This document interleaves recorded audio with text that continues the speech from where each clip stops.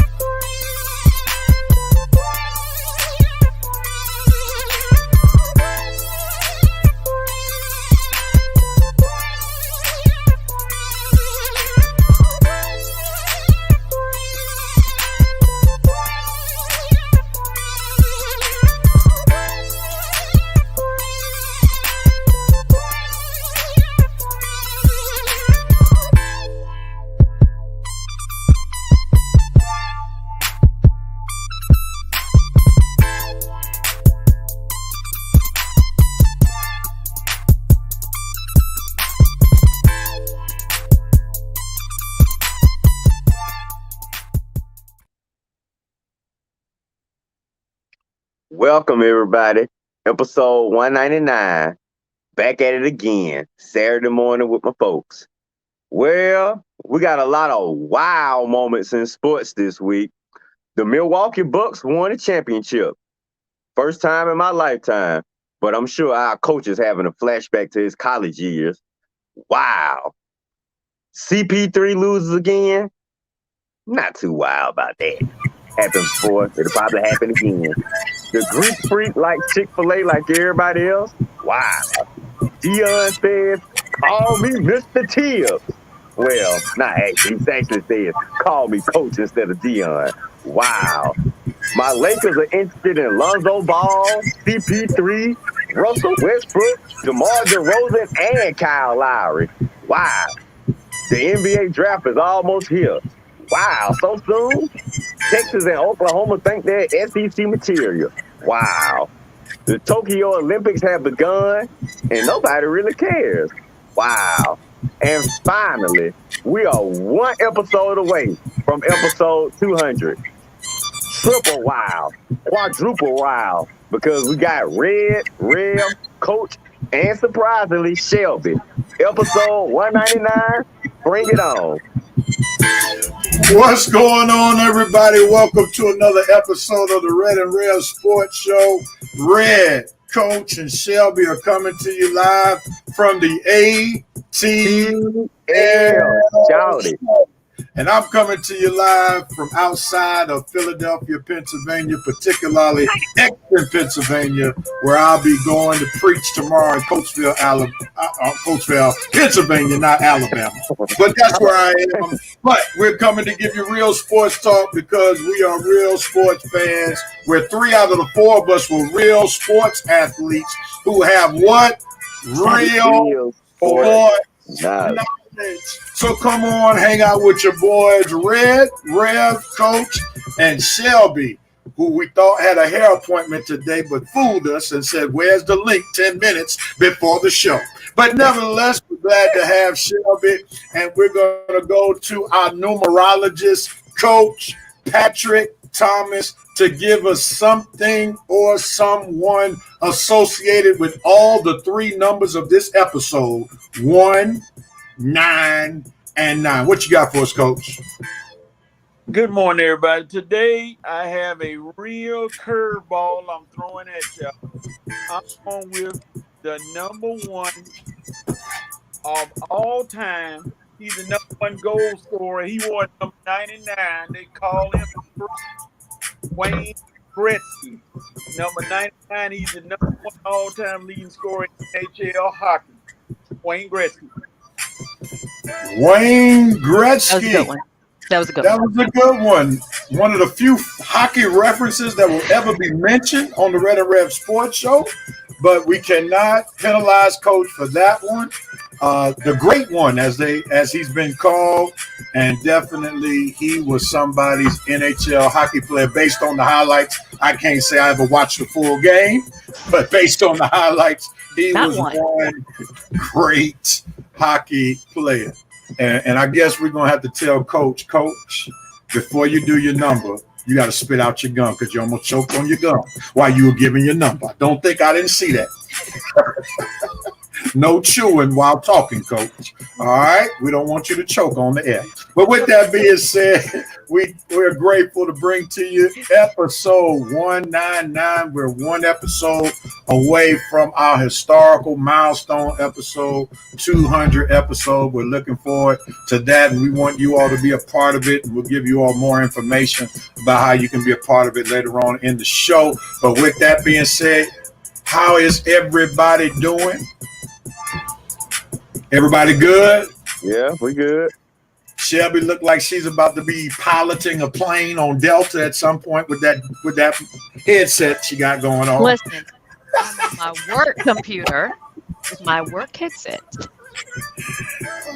Don't hate that I have all the new gadgets. You got it. Yeah, it's looking good. It's looking good. I thought for a minute you and Maria Taylor were gonna switch jobs for a minute because you looked up your size. You never know. I hear you. Come on, let's get ready to rock and roll with the Red and Rev Sports Show as we normally do it. Let's jump right into dope, nope, and cope. We're giving you our best moments, our nope moments, sorry moments, and the ones that we're coping, crying a little bit about this past week. I'm gonna change the game real quickly. I'm gonna start with Red. We normally never start with Red, but we're gonna start with Red. Red, what are you doping on this week? We just need one dope because I know you a lot that we could dope on this week. Oh, I ain't got a lot to dope on this week. I got more nopes and copes to dope on this week. So what you got for us with the dope? Nothing really. I guess I'll just make it up. I guess I'll give the Deer District some love this week. The way they showed out during the finals and really this whole playoffs for their team. I mean, I don't know if they got the whole city of Milwaukee and that little platform they have outside their stadium. Because I can promise you, if the Atlanta had a district out there, I don't know what it would be called, but I promise you it wouldn't be that packed. Maybe during the finals, but I don't think it'd be that packed like the Deer District had. I swear it wasn't a soul in Milwaukee in the house during these playoffs, especially during when the Milwaukee Bucks had games. So I'm gonna get a Deer District a dope moment for prove what a pretty hefty and loyal fan base they've been to the Bucks for all these years. I mean, they waited 15 years to get another championship. So Deer District, props for being loyal to your team all these years. Excellent. All right, Deer District, and it may just help that there's not as much to do in Milwaukee as there is in Atlanta, so that may be a reason why. There's a lot to do in Milwaukee. Milwaukee is all a right, great well, city to hang out. Tell us about it after the show, Shelby. Not right now. Okay. All right, Okay. Coach, I'm gonna go with you next. All right, I'm all over the map today. I'm not just going to stay with the basic sports we always talk about. I'm going to talk about the U.S. water polo team made history by winning a water polo game 25-4. Now, 25 points in a water polo is big time. But then, how about Spain turning around and beat South Africa 28-4? So, hey, history was made at the Olympics already. So, I'm going to go with those two teams making history in water polo. Yeah. I didn't expect a water polo reference ever on the Red and Rev Sports Show, but you never know what you're gonna get. Shelby, what are you doping on? I'm doping on Candace Parker. We didn't talk about it last week, but she is on the cover of NBA 2K. Candace Parker has won at all levels, and I think it is well deserved. Congratulations to Candace Parker. Awesome. All right, awesome. And before I go, let me not be disrespectful to the people that helped make this show. I went ahead of myself because I was in clown mode. We got to welcome the Reverend Knight Nation. How disrespectful am I for not welcoming They are the Reverend Knight your Nation? nation. We're going well. So let me do that before I go. I don't want to be disrespectful. Welcome, Reverend Knight Nation. They will clown you. Yeah, glad to have, and it's even named after me. I never named it. They named themselves, but they will clown even the Rev who they're named after. But I have to pause and make sure. I want Reverend Knight Nation to know I apologize for not letting you all get your shout out early. Getting your shout out early on. Please forgive me. And let me just say real quick. Good morning to Sylvia Harris. Good morning, Joe Black in Jacksonville. Red Quote and Sidney Poitier. Call me Mr. Tibbs. All right. Joe Black giving Shelby a special shout out. Vincent Woodruff is back. Glad to have you back, sir. Lance Bilbrew, good morning. And this is why I had to go back to Reverend Knight Nation, because Thomas had this for us. Heading to Lake Oconee since the Olympics are dismal. I'm going to introduce Sloth Vest. Sledding. Oh, look at Thomas. Sports Bay looks like she want to sell insurance. Oh, Vincent said this is the best connection coaches had at the start of a show in a long while. Thank you for the Cricket wireless deal you signed. All right, Joe Black said we are covering hockey now, Coach. Okay, yeah, Gretzky was the man. Coach trying to get a double mint endorsement. Reverend Knight Nation is in the easy. We don't want Coach to choke it. I bet he meant. That's why I had to go back. I would have missed all of this. Coach, for the record, did you meet Mr. Heimlich, who the maneuver's named after? I'm thinking we need to move on. The show has Shelby, I need a number one with the coat. What is going on with them today? We should have started with them. But you know what we missed? We missed Coach's birthday. First of all, man. We missed Coach's birthday last week, and he didn't remind us. Yo, Shelby. She'll tell us to pay attention to the front. Yeah, the exit above you are the oxygen masks. Please mask yourself first. Snacks will not be given out on this flight. We have bunch of cuts. But be on spirit. Oh man. Okay. Reverend Nation, that's why I had to come back. And you said I had to come back before I gave my dope moment. We would have missed all them good laughs at the very beginning. But I think, man, Coach. I pray for y'all, Reverend Nation. I pray for y'all. Coach, that was a good one, though. They said he met on. And matter of fact, let me pause real quickly. And let me do something that I should have done earlier because we missed this moment. Oh, Lord. Everybody brace yourself. Here you go. Here we go. Happy birthday, Coach. We missed his birthday this week. Let's put up. Come on, everybody. Give a shout out to Coach's birthday. Happy 85th birthday, Coach. See, I knew the setup was coming sooner or later. I just wait. Come on, Coach, you look great for 85. Show Coach some love, man. No. It's about to open. Here we go. No. I think his 56th birthday. So he crossed over AARP last year, and we're glad to see him and celebrate his 56th birthday. Real talk. And Coach puts us straight whenever we start talking about his birthday. It's a blessing to live this long, and no doubt about it. So happy 56th birthday, Coach. I sent you some birthday love. Anybody else want to send birthday love to Coach, feel free to message him, text him, see what his Cash App or Zelle is, and all that good stuff. But happy birthday, Coach. How you feel, man? Seriously. I feel good, but I just saw something from Vince I'm going to have to address right now. Oh, okay. What did he say? So I can go to it. Happy millennia. That stuff right there, Vincent. If I ever see you in the street, it's on what an old man whooping feels like. Ready? You think USP is coming? Oh man, Les got something for you. Cause he said, "Don't forget your discount at IHOP." All right. I'm gonna take advantage of it this week. You got that right. Hey, I don't mess with the IHOP discount. Yeah, brace yourself, Coach. Brace yourself. Coach is gonna have a room. Rev, I'm gonna tell this story real quick. Remember when me and you went to IHOP that one time and they ran out of eggs?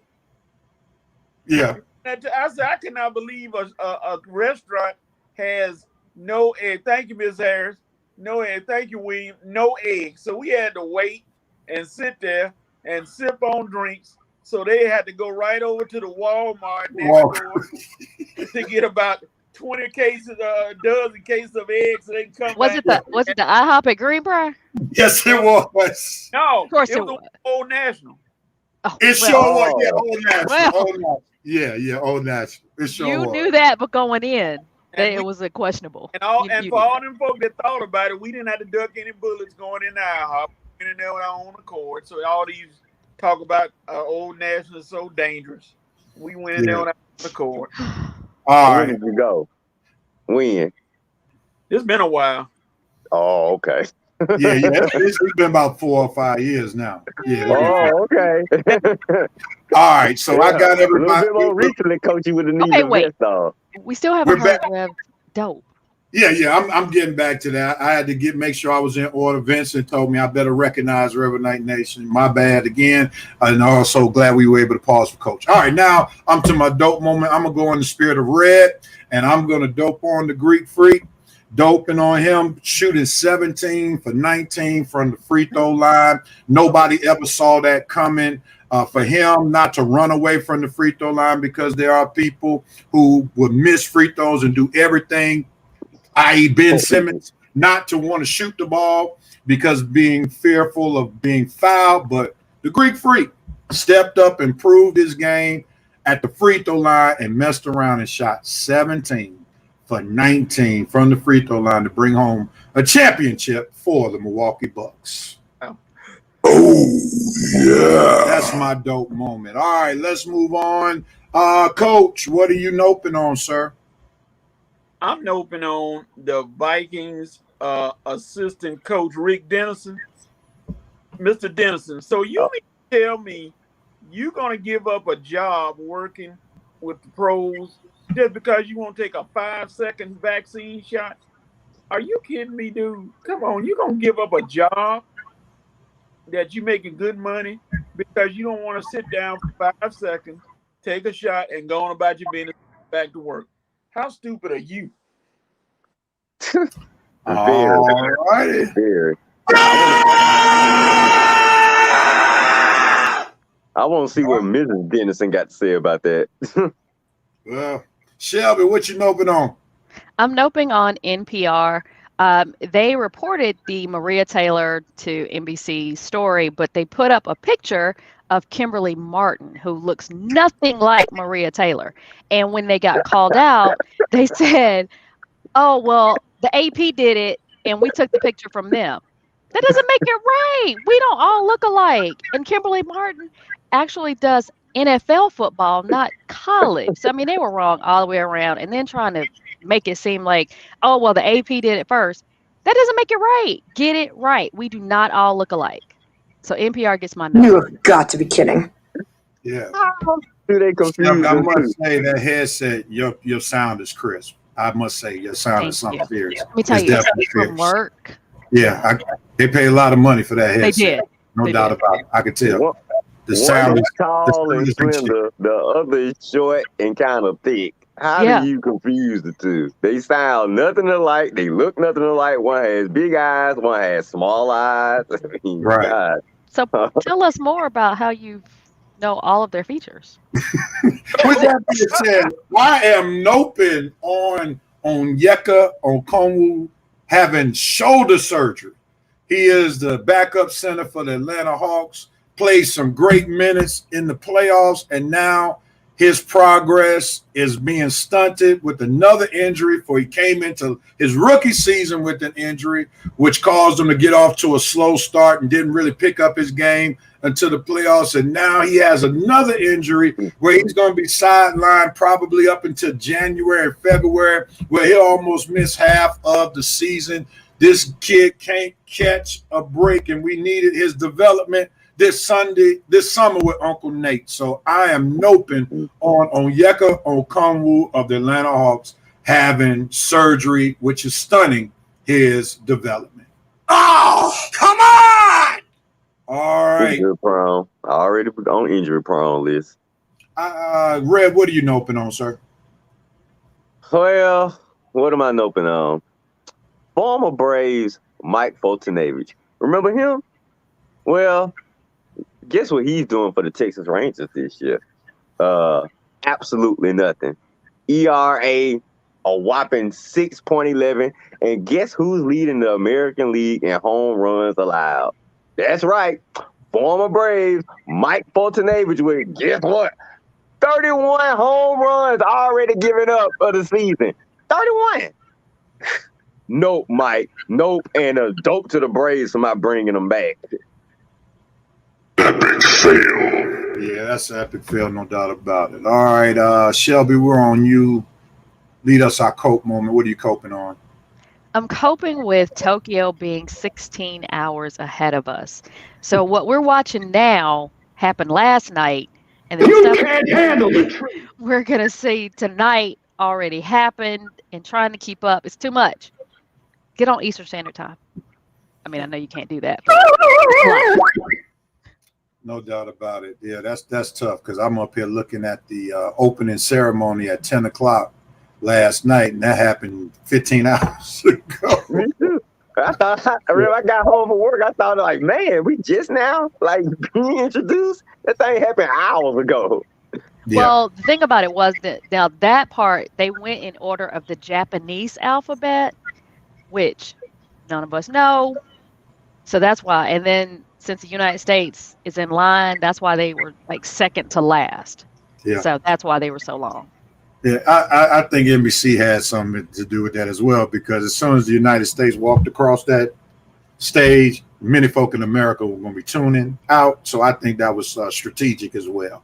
But nevertheless, I am coping on the fact that the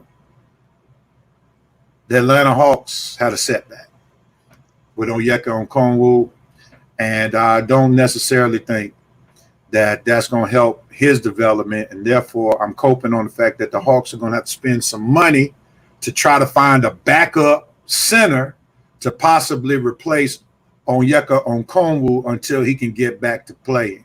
So that really hurts the Hawks and what they can do in free agency. And don't be surprised that the Hawks might mess around and match a max contract for John Collins because of that injury. Because if the Hawks did not re-sign John Collins, Onyeka was going to get more minutes. So Hawks fans, brace yourself. John Collins may be coming back for the max. Real, did you just combine your nope and your coke? Yes. Yeah, I set You it up. just turned it into a whole topic. Did you see the setup though? I saw the setup. Yeah. I saw you It takes set it up. brilliance to be able to set it up like that, right?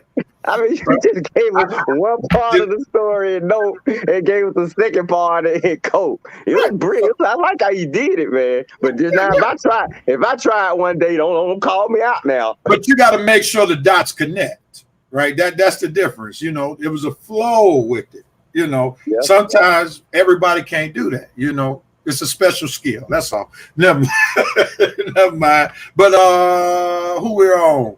Red, what are you coping on, man? What am I coping on? Jeff Teague. Atlanta has to watch another former Atlanta athlete win a ring. Coach Bud, another former coach, win the ring. But still, I think we're coping more with Jeff Teague. He didn't deserve it. Nobody's happy about it. But hey, congratulations, Jeff. You got a bench ring sitting on Milwaukee's bench for the second half of the season. But once again, Atlanta has a coach with another athlete winning the ring. We're not playing for an Atlanta team.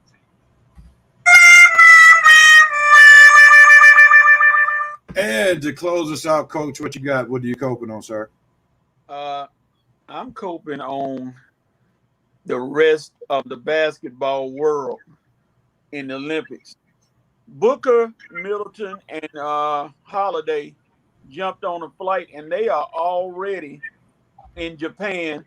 They're ready to go for that first game against France. And I know the world might want to get ready because you got a mad Devin Booker who not only lost the NBA Finals, but had to sit with them guys who just won the NBA Finals all the way on that flight. And you know they had to mess with him and talk about it. So you're going to get a mad Devin Booker. So those three guys are there.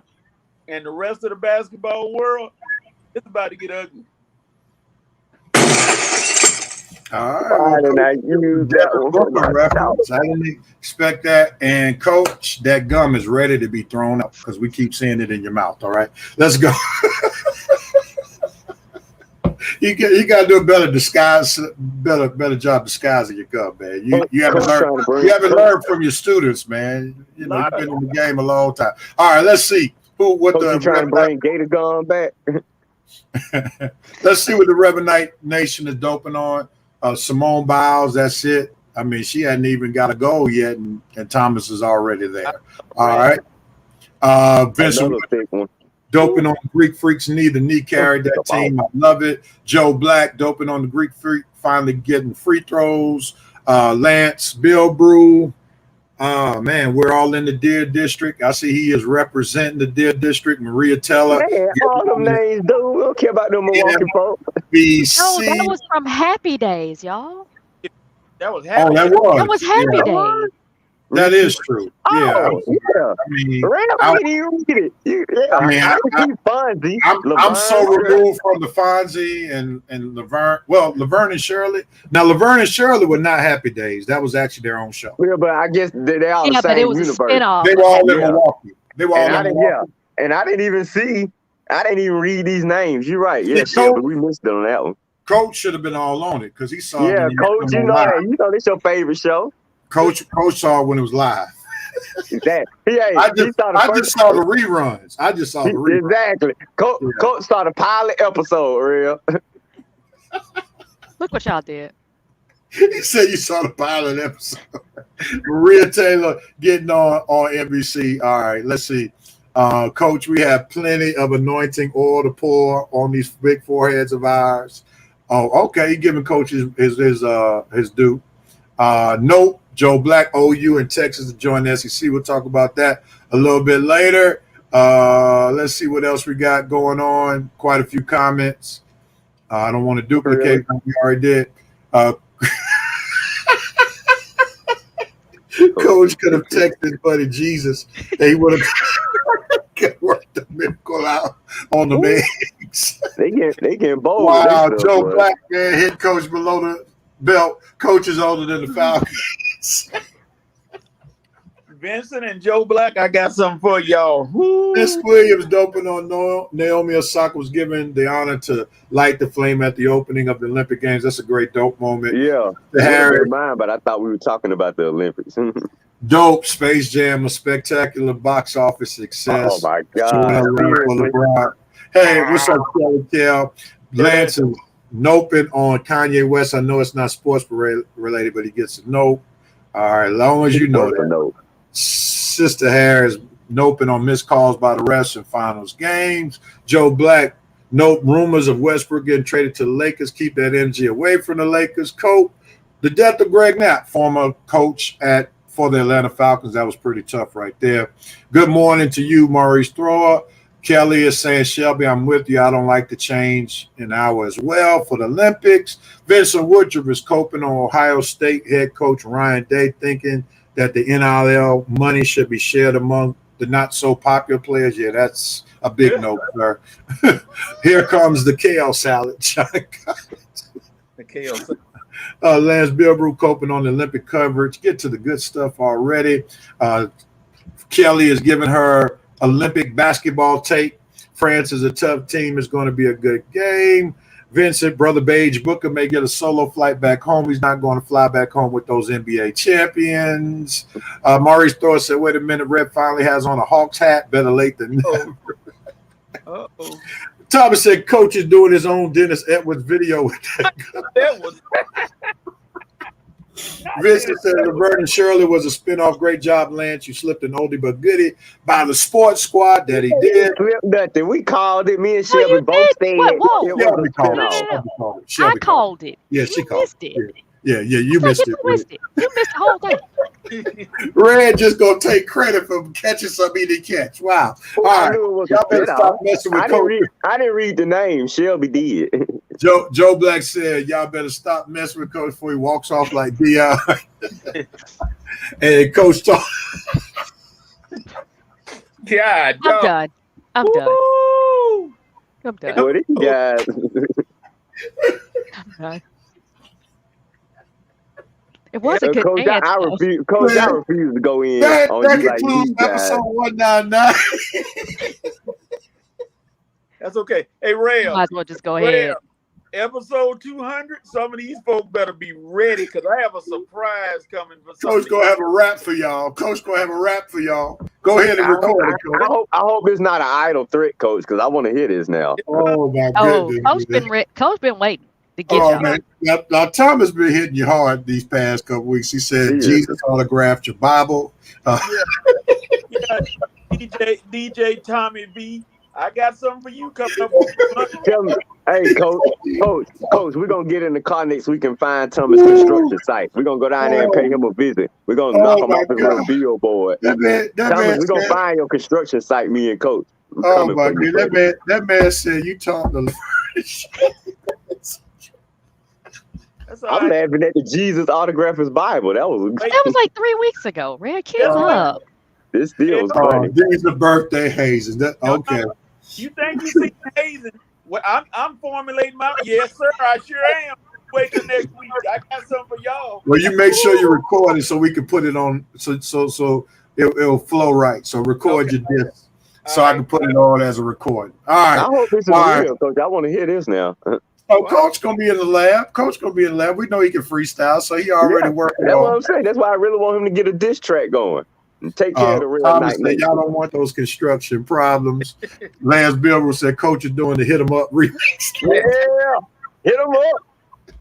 No, That's why I Not knocked the you hit 'em off up your remix. it'll be more along the lines of no Vaseline. So get ready. Uh-oh. know Wow. what I'm talking about, Coach? Wow. Ice Cube reference. Is it going? Is it going on? Not an eight. Yeah. keep coming, man. These some good ones too. They killing All right, you, all Coach. right, They all are right. Y'all killing got Red and Coach going to call OSHA Thomas Holcomb and his crew. All right, let's get to some sports talk, man. This has been hilarious, man. Y'all have given us enough laughs to last the entire show. All right, we know They that get a there. real enough laugh. And Shelby. Oh man, before I get roasted by the Revenite Nation, let me go ahead on and play the appropriate music at this time. You all know how we do it. We're about to talk about Shelby's favorite sport. Ready to talk about. We're gonna talk basketball, the regular season, the playoffs. Oh, I thought we were talking volleyball. You said Shelby favorite sport. Nah, we're talking some Red, I basketball. really need you to pay attention to what's going on. Oh my goodness, we're gonna Well, have you this. were watching volleyball earlier. We're going to put this NBA Finals cap on right now, and Coach was the only one amongst the crew who called it. He stayed steadfast even when the Milwaukee Bucks were down 2-0. He never shifted, unlike some other people on the panel on their personal page, but not on the Red and Rev Sports Show. They didn't shift on the spot. All right, but Coach, wax poetically as you might want to do so to take your kudos for calling the NBA Finals correctly. What you got, Coach? To me, it just looked like Milwaukee.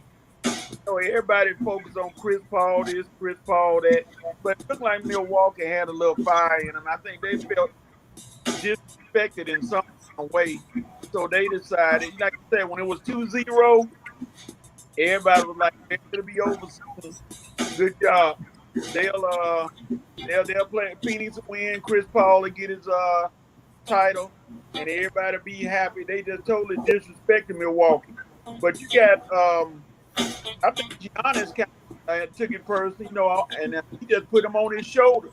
A 50-point game in the final game, 50 points plus, like you said earlier, 17 for 19. He hadn't hit 17 free throws in the previous 5 games, but he went 17 for 19. And he was determined. And he made sure he pointed out that he didn't have to get on a super team. This is his city. He's gonna stay with this city for now. I guess he said he's gonna stay with them, and he's gonna try to go ahead and win again. So Milwaukee, hey, they took that disrespect and turned it into an NBA title. All right, Red, jump on in there. We know on the show you went with the Suns, and on Facebook, on your personal page, you went with the Bucks. So what you feel about your show pick? The page pick too. I made one post about the Bucks. Most of my posts were mostly Phoenix related. I stuck with Phoenix all the way to the end, and they let me down. They disappointed me. CP3, I have no idea why I thought you were gonna win anything, man. I guess I just forgot about history. But Coach called it. You was right, man. Milwaukee, they did their thing. The Phoenix Suns pretty much just got Greek freak, man. That's all it was. They just got Greek freak. After they went down 0-2, Greek freak put his team on his back, said, "No, that's it. This is my show." And he took it over, man. He took it over with his defense. He took it over with his offense. He took it over with clutch blocks. He took it over with clutch slam dunks. He took it over with clutch free throw shooting. All of this in 4 games, because they pretty much, not a gentleman sweep, they had a big boy sweep. I mean, 4 straight games after going down 0-2, that was a big boy sweep led by Milwaukee's big boy.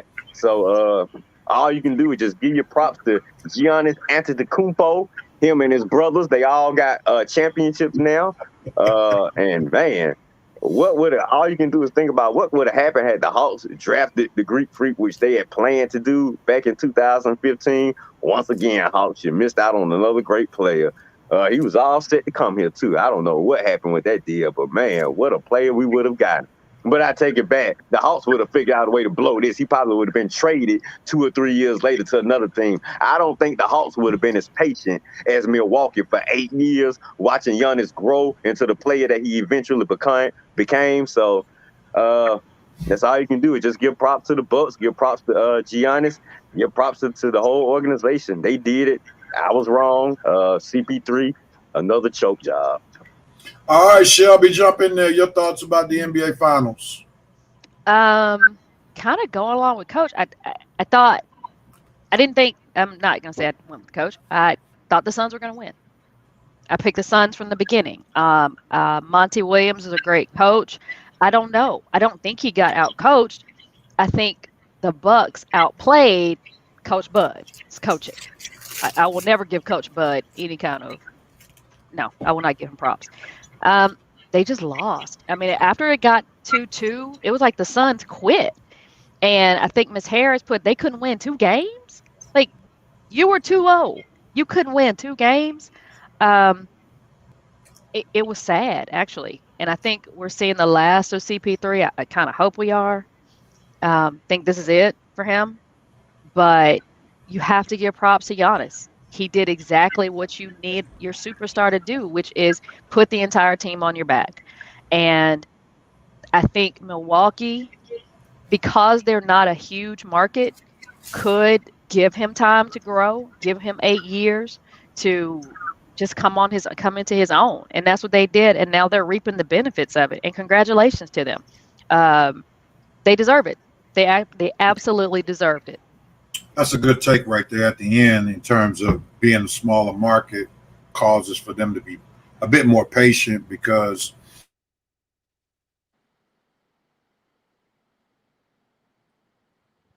What happened?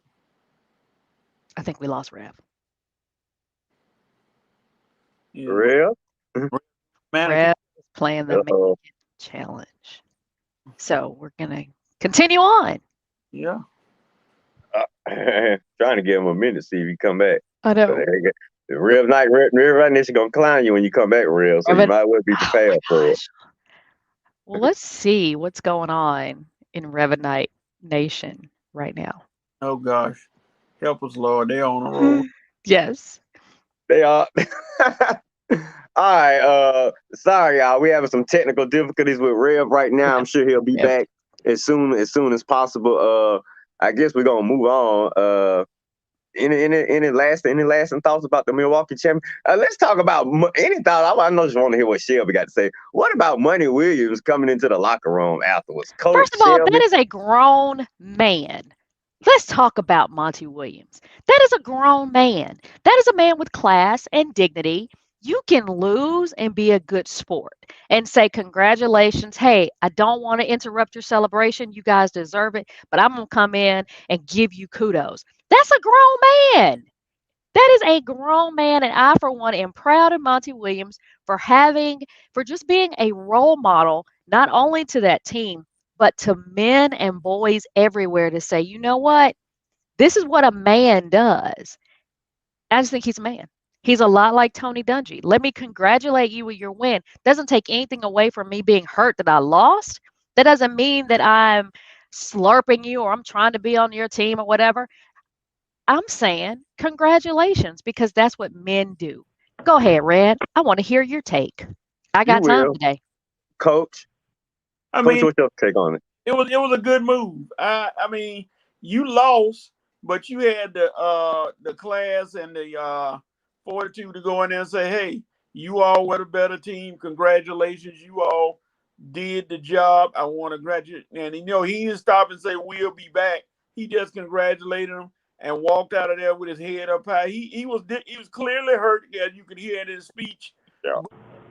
The fact that he was able to reach out to them and go on and say, hey, you all did it. Congratulations. Celebrate your title. Showed a lot of class because you don't see that anymore. You see people running away from stuff, not congratulating or not saying anything. They talk about what they didn't do instead of what the other team did to beat them. Just like CP3 walked off without shaking hands. That's a classless act to me. You don't do that. They teach that in Little League. Everybody got to go shake hands, even though you don't want to. But no, we go shake hands.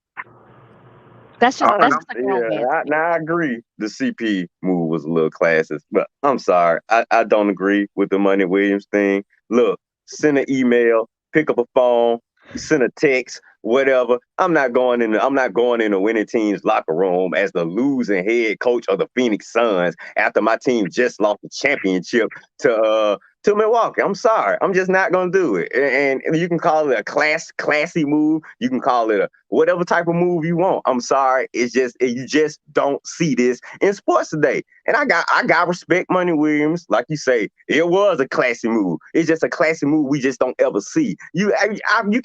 I don't know how many times have you seen any coach go into the winning team's locker room while they throwing champagne back, celebrating, and saying, thank you for making me a better coach. Money, this is something you could have said at the press conference. This is something you could have issued a statement out. You could have sent an email. You could have picked up the phone, called anybody in the Milwaukee organization. But that look right there was just weird to me. And then obviously you were still hurt because you got up at the press conference and could barely talk afterwards. Man, I'm sorry. I just don't agree with that move. You guys can disagree with me, but I will never, ever disagree with the losing coach going into the winning team's locker room while they celebrate, saying, thank you for making me a better coach. Sorry, just don't agree. All right. That's not shocking. Can y'all hear me? Yes, we can. Right. I was trying to say, let me jump in real quickly. Red, you got to understand everything is contextual. You have to realize that Monty Williams has a relationship with Coach Bud because they both were products of the San Antonio Spurs. So therefore, when you have a relationship with certain people, you give props.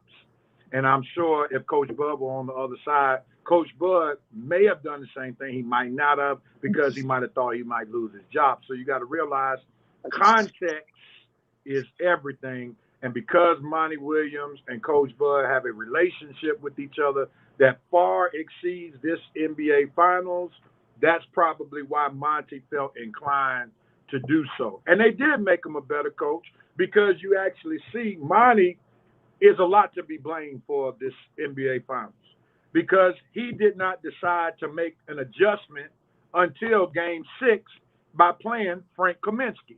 Frank Kaminsky from Wisconsin played well in Game 6. He should have been playing once Dario Saric went down.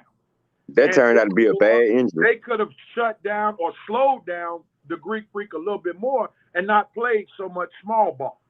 So Monty Williams did become a better coach because he allowed Coach Bud, who is not the best at adjustments, not have to adjust. And therefore, Monty Williams played right into the hands of Coach Bud, because had he played Kaminsky, he should even try to play Jalen Smith, the young rookie out of Maryland. I know he's green, but you need a big body, and you need somebody who can rebound. So I'm going to play anybody and everybody I got on that bench to try to do something to slow down the Greek Freak, even if they may not be ready. You got to make adjustments. And if your personnel is down and you know they got nothing but size, you got Brook Lopez, Giannis, and then the goal is to play even smaller? What kind of sense does that make? So Monty Williams definitely did become a better coach, because Coach Bud did what he was supposed to do, keep playing big, and Monty didn't make the adjustment until the end. But somebody made a reference about Ayton, and Ayton showed that he's not the dude that people thought he was. No. Ayton showed that he is green. Ayton showed yellow. Chris Paul is wrong. The Phoenix Suns should not show him that bag, because he is not ready. He is so unpolished. It's ridiculous. He's not even really. He's like a step or two better than Clint Capella. That's what I'm giving right now. At least he's who we thought he was. Huh? He's who we thought he was. I'm saying the Phoenix Suns pretty much turned back into who we thought they were after they went up 2-0. That was the Phoenix Suns of old right there. Losing 4 straight games, not coming up with any type of answers on defense. I mean, you just let Giannis just pretty much punk you. And Monty Williams, like Rev said, that I just couldn't believe he got out-coached like that. I couldn't believe he didn't go back and look at those old Toronto tapes, how they held Giannis in check to figure out a way to get his team to possibly do the same. I mean, I just could not believe Monty Williams let Giannis do that to him. So if they made him a better coach, I guess we'll have to see next year. But Red, let me ask you this. You a coach. How many locker rooms have you went into after a loss? I didn't lose that much, so no. I'm just playing. Oh, there you go. You're right. You're right. You're right. That would You be a didn't better lose that question much. for Coach. That would be a better. You're right. Okay, Coach. You too. You winning in it. Wow. No. I mean, but again, so there's a mutual respect. So Rev, you one of the realize- classiest guys I know now. Well, here's the difference. Here's the difference, Red. In the NBA, it's a lot different because it's not a lot different. Rather, it's not the culture for NBA coaches to shake hands after Right. the game. So that's what made it so different. Now, in high school and college, it's the culture for coaches to greet one another after the game, win or lose. Yeah. Okay. So that's where the difference is. So you're going to give some level of congratulations to the opposite coach you won, even some congratulations to the opposite players because you got that line where you shake hands. So that's where it's a little bit different. Yeah, like what Shelby mentioned, we all disagree with CP3 walking off the court not shaking hands. That was a very classist move, you know. Yeah.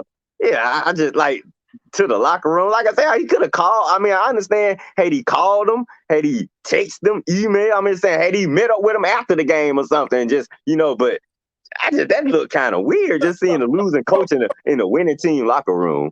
So you Coach, saying jump in there. disturbing them? Huh? That what you saying? He was disturbing their celebration? No, I didn't say it was stir. I said it just looked kind of weird. But I mean, he just wanted to show his respect. I got it. I get it. Yeah, I got it's it. respect. It's what I got it. I would It's just, expect a grown man to do.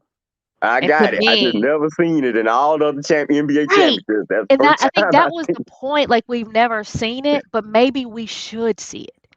Maybe if more people were like Monty Williams, Oh my God. maybe we would be in a better place as a society, as a world. Just say congratulations and move on. Well, let No shade.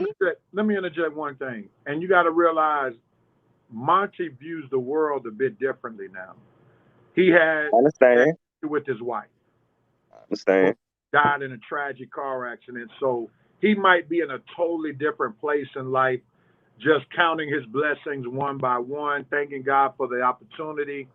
And he may never make that stage again. So that may also have caused him to do what he did because he may have softened up. He may look at things a bit differently because we all know that when you experience death in your family, especially a close death, your perspective or your lens of life may change in some form or fashion. And that may be going on with Monty Williams. Now I can definitely understand if that's where he's coming from. If Shelby or coach had said maybe they think that's where he's coming from, I probably would have understood that more. Because like I say, it's definitely something you don't see every day. And Monty has had these difficulties in his life, has suffered some major issues. So I can understand if that's where he's coming from. That's the fact that he has young children at home. Yeah, you're right. He's all they got. That's the only role model they have. So he has to show them a little different.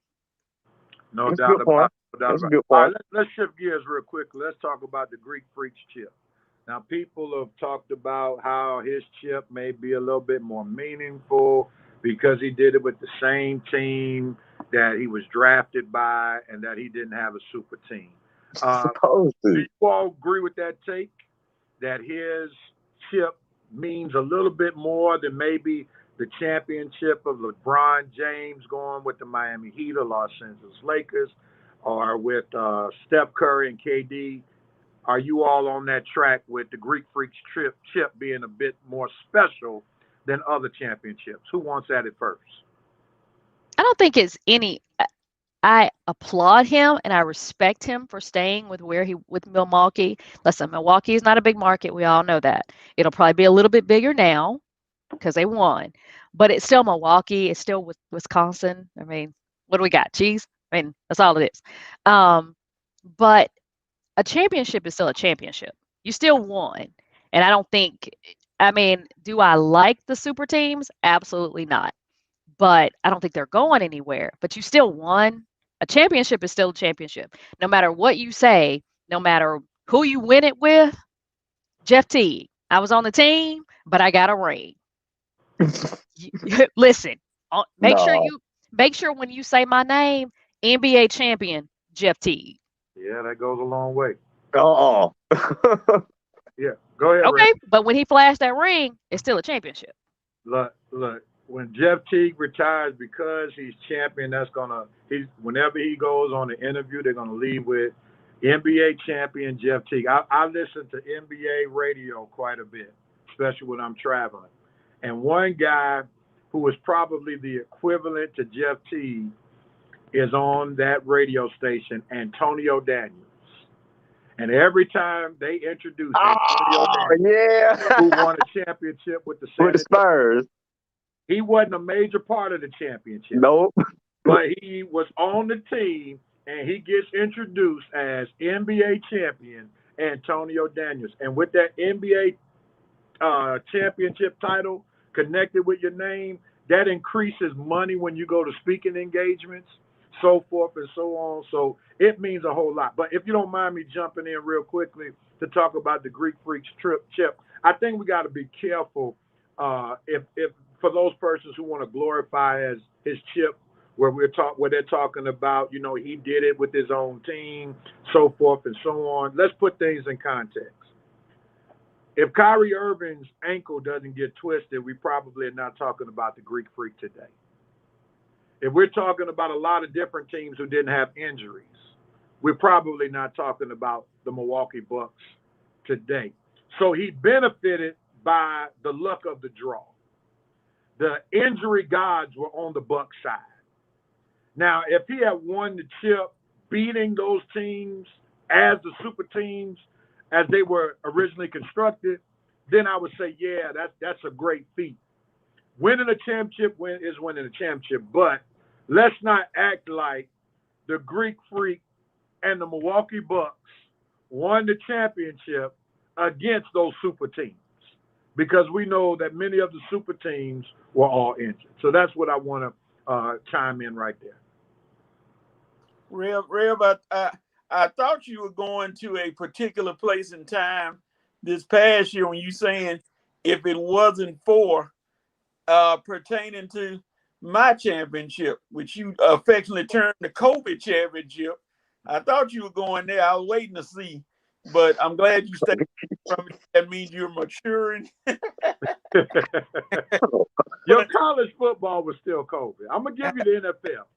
But college football was definitely COVID because you didn't have a chance to get USC wrong a few more times. And he's going to keep doing it now, Coach, if you don't reminded them about it. But go ahead, Coach. Go with but you know what? I think Milwaukee, I saw somebody said if Kevin Durant wore smaller shoe size, they wouldn't even be in it because that would have been a 3 and they would have lost anyway.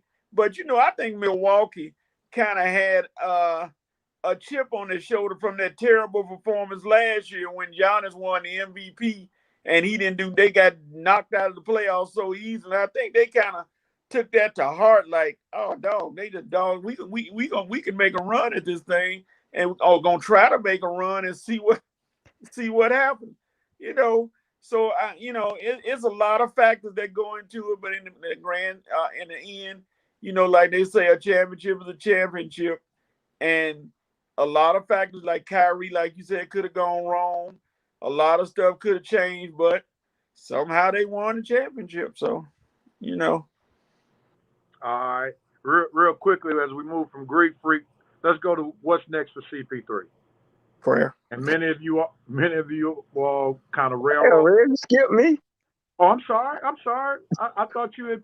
It's all good. We can go on to the next time. Everybody don't say everything. I want to talk about Rev Nation a little bit. Thomas, no, you cannot say. He was saying something about Academy. Well, bring up Thomas comment again. When you say Monique won the Academy Award.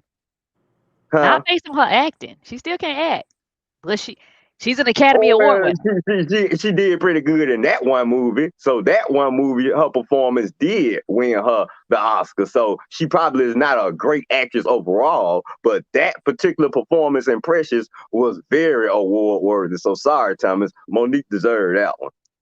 I'm just saying that was a bad comparison, buddy. Your first one now. All right. Anybody else got an Academy Award reference? I'll just say Greek Freak.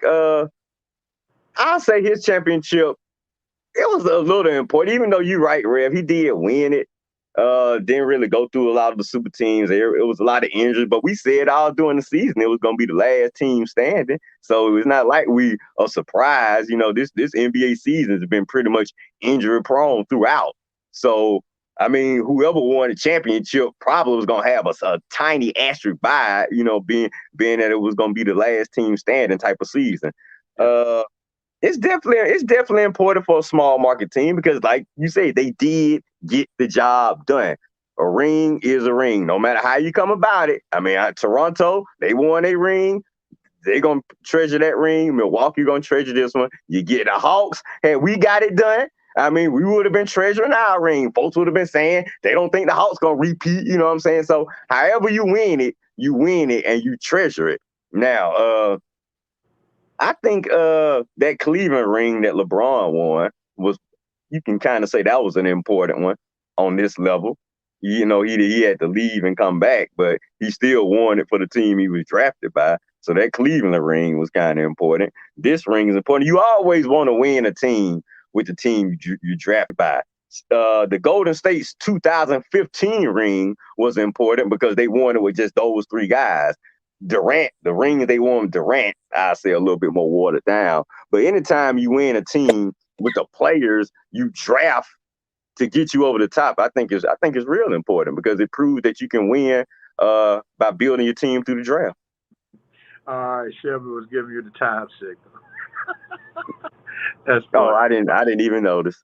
All right, so let's shift gears real quickly. What's next for CP3? Many of you all railroaded him about his classless act, and he was pouting, and he was thinking about some things, seeing how he ruined the opportunity to win a championship. But what's next for him? Reports are he's going to opt out of his $40+ million contract. He is seeking a 3-year contract. Lakers are rumored to be interested. The Knicks are rumored to be interested. And many of people are believing the Suns will sign him. So, with that being said, Coach, I'm going to start with you. What's next for CP3? I think he'll be back in Phoenix. I think they have established that 2 years straight, they win the bubble and they did well. And they did well this year. So I think that's a motivation for him to come back.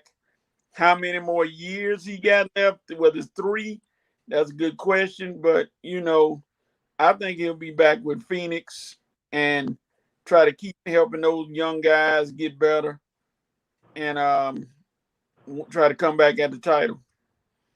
All right, Shelby, jump in there. What you think is next for CP3?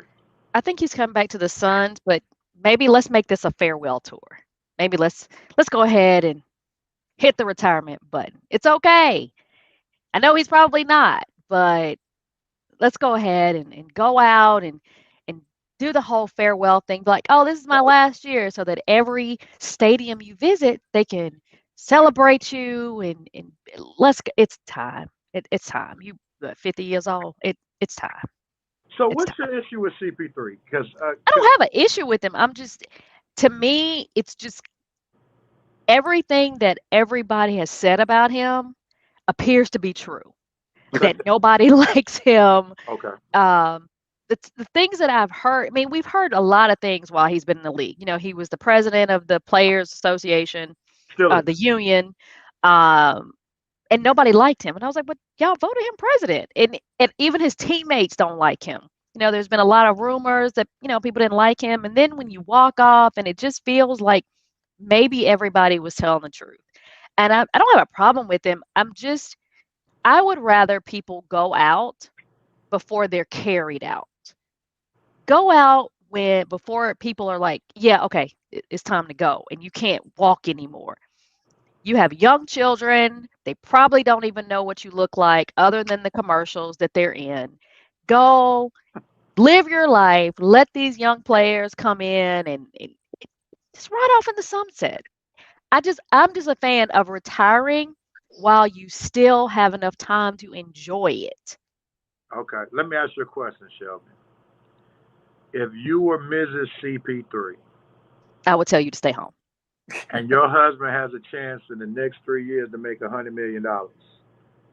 You can also make that money sitting at a desk What does for he make? ESPN. What he ain't making that kind of money. Oh my But you can make God. some. You're not gonna make 100 million, but you are gonna make some. Hey, Steve. We good. Stephen A. is the best, one of the best in That's the true. business. He He's gets making 8.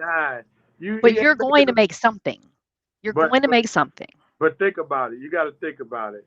A lot of these guys are staying on as long as they can because they don't have the wealth potential after basketball like a LeBron James, like a Michael Jordan, like before Kobe died, Kobe Bryant. So there's not but so many different opportunities that CP3 is going to make this kind of money. And that is why you invest well, like a Jamal Mashburn. But think about Jamal Mashburn ain't making that kind of money, though. But, no, but he's invested well. Yeah, he's invested well, but in terms of, let's talk about just the point we're making. You already made mention why he may not make a good color commentator or a good sports analyst because you just said he wasn't well liked. So Jonathan Vilma's on there. Don't nobody like him either. But he still get a check. But Jonathan Vilma is not the type of figure like CP3 is. Like the only people that don't like Jonathan Vilma may be those who were in the market where he played. He's not a household name. Everybody knows CP3 because of the State Farm commercials. You know, he's just a polarizing figure. So he'll be fine. Yeah, I would still tell him to go. I would still tell him it's time to retire. Lord, thank God Shelby not married to no NBA players. Lord, I'm just saying. Thank you, God. Can somebody explain, Shelby, how CP3 gonna have a farewell tour if you just said he's not liked by anybody throughout the league? He's still gonna get a farewell tour. Man, he ain't getting no farewell tour about he's still gonna get a farewell tour. Ain't nobody gonna care about him in his last game. All they gonna look at is he's the guy that didn't win no rings throughout his career. He ain't no Chipper Jones. He ain't no Michael Jordan. He ain't no Kobe Bryant. Ain't nobody giving CP3 no farewell tour. What's next for CP3, Reb? I just hope he don't come to my leg. Coach is right. Yeah, he needs to go back to Phoenix, run his back, get that $44 million, and hopefully they'll re-sign him for 2 more years to, I don't know about to know no big max contract, but maybe a decent contract because you don't want him killing your cap when you got Booker and Aiden coming up. But I think, like I say, I really think he needs to run it back with Phoenix as far as next season. Run it back with Phoenix. Probably not gonna win it, but running back, you going to another team for what, dude? I mean, you already you're getting older.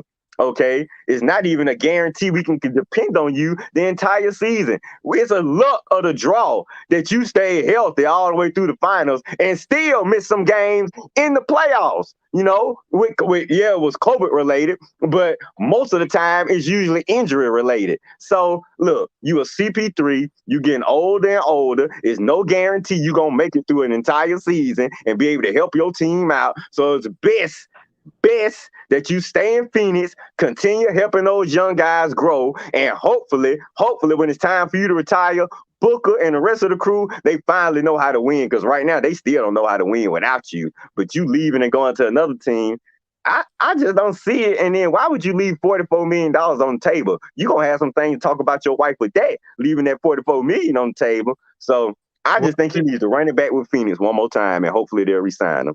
We're looking at the big picture. You're looking at $44 million, and he's leaving $44 million to ultimately make about 90, even though the millions may be cut a little bit, but he's trying to make more millions beyond the $44 million. You think? How many more years you think he got left? Is the team gonna sign him? As a good solid NBA player, he has 2 to 3. Now, as a number one, he doesn't have that many. I don't know if he has one in him. So the key is, going to this question, what does CP3 want to accomplish? If he wants to win a championship, he shouldn't resign with Phoenix, because DeAndre Ayton ain't getting that much better in a year or two's time. Devin Booker still got a lot to learn. He's not ready to be that dude. So if I'm looking at, I lost to the Milwaukee Bucks, who's not a super team. The Lakers were hurt. The Lakers have had more than enough time to start getting healed. The Lakers will be considered a favorite more than the Suns next year. If Kawhi Leonard comes back healthy, the Clippers will be considered more of a favorite than the Suns, as the Suns are already currently constructed. So if the goal is to win a championship, re-signing with the Suns doesn't make sense. He needs to go try to sign with a team, and even if that means taking less money, if the goal is to win a championship. And probably the Lakers would be the best fit for him. I wouldn't go to the Knicks because they're not winning any championship with Randall and CP3. That ain't happening. No way. So I think his best option would be the Lakers. If I were the Lakers, I would try to get somebody who's more agile and who has a few more years on under their belt than CP3. But I would try to push the issue. But going back to the Suns won't hurt him. But if he signs with the Suns, I think he's signing up not to win a championship. Wow. Any closing thoughts on this? He goes to the Lakers. It's going to be like when Gary Payton went. That was horrible. Well, they did go to the finals. They lost. Yeah. Was that more so because of Gary Payton, or was that more so because Kobe and Shaq were beefing? Might have been, but they still lost. A loss is a loss. Yeah, but, a loss got context too, though. and the context You still look, Gary Payton looked foolish. Him and Karl Malone. He wasn't bad, Shelby. Come on, Shelby. Jeez, did you even watch that season? Gary Payton was fine. He's not fine now. It was more. No, not now. It was more Karl Malone. If you want to say anybody, Karl Malone was the one who. He was more shell of himself than Gary Payton. All he was doing was trying to flirt with Kobe's wife. With that being said, we're going to move into halftime. Vanessa didn't want you, Carl. Oh, my goodness. Leave it to Red. We're going to get into somebody's relationship at some point and at some time. But Kobe was finna knuckle him up, boy. Woo, stay away from my woman. Come on, mailman. It's got to be halftime. Oh, my goodness. It's got to be. Kobe versus Carl, boy. That was going to be the celebrity death match. And we're out. All right, man. Rev, you remember that. Don't add. Rev, you remember that. Yeah, I do remember the death match. Yep, I do. You remember Carl trying to get with Nessa. All right, it's official. It just has to be halftime now. Yeah, it's coming. I had to switch devices since my wireless connection to the hotel did me wrong. You brought it up. Thanks for remembering, though. We're finishing up first half. We got second half. We got some football talk coming, Olympics talk coming, NBA draft talk coming, Prime and the media talk. So hang on in, hang out with the Red and Red Sports Show for second half coming up in just a moment. We'll be right back.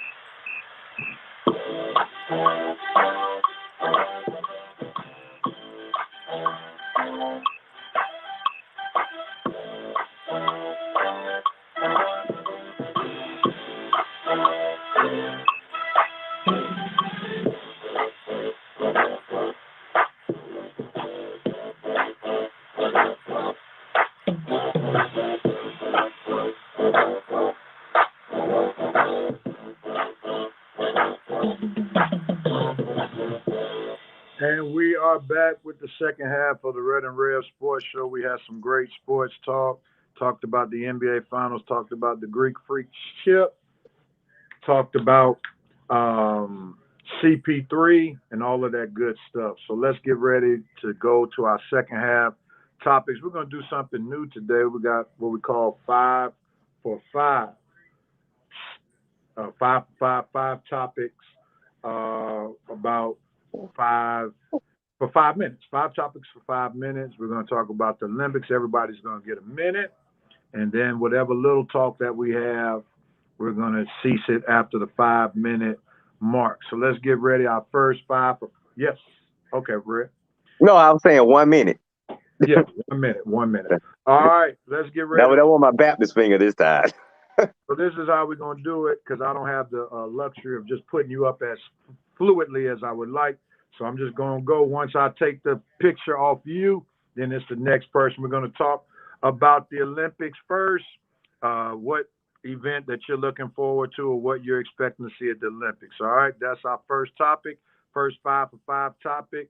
We're going to start with Shelby, since I think this is her topic. So Shelby, you got 1 minute. Rock and roll. What am I looking forward to? Everything. Everything. I'm looking forward to track and field and gymnastics and swimming. This is our time. America, it is time for us to show that we are truly a superpower and we have the most athletic people in the world. Yes. So I'm looking forward to everything. Everything. My TV is actually on the Olympics now. I love the Olympics. I love this time of year. It is just time. I would have my red, white, and blue on, but going out later, so can't have that out on time. But yeah, I'm looking forward to everything. Can't wait. It's going to be an amazing 17 days. And yes, I will be tired because I plan on watching it all. All right, Red, 1 minute. What you got?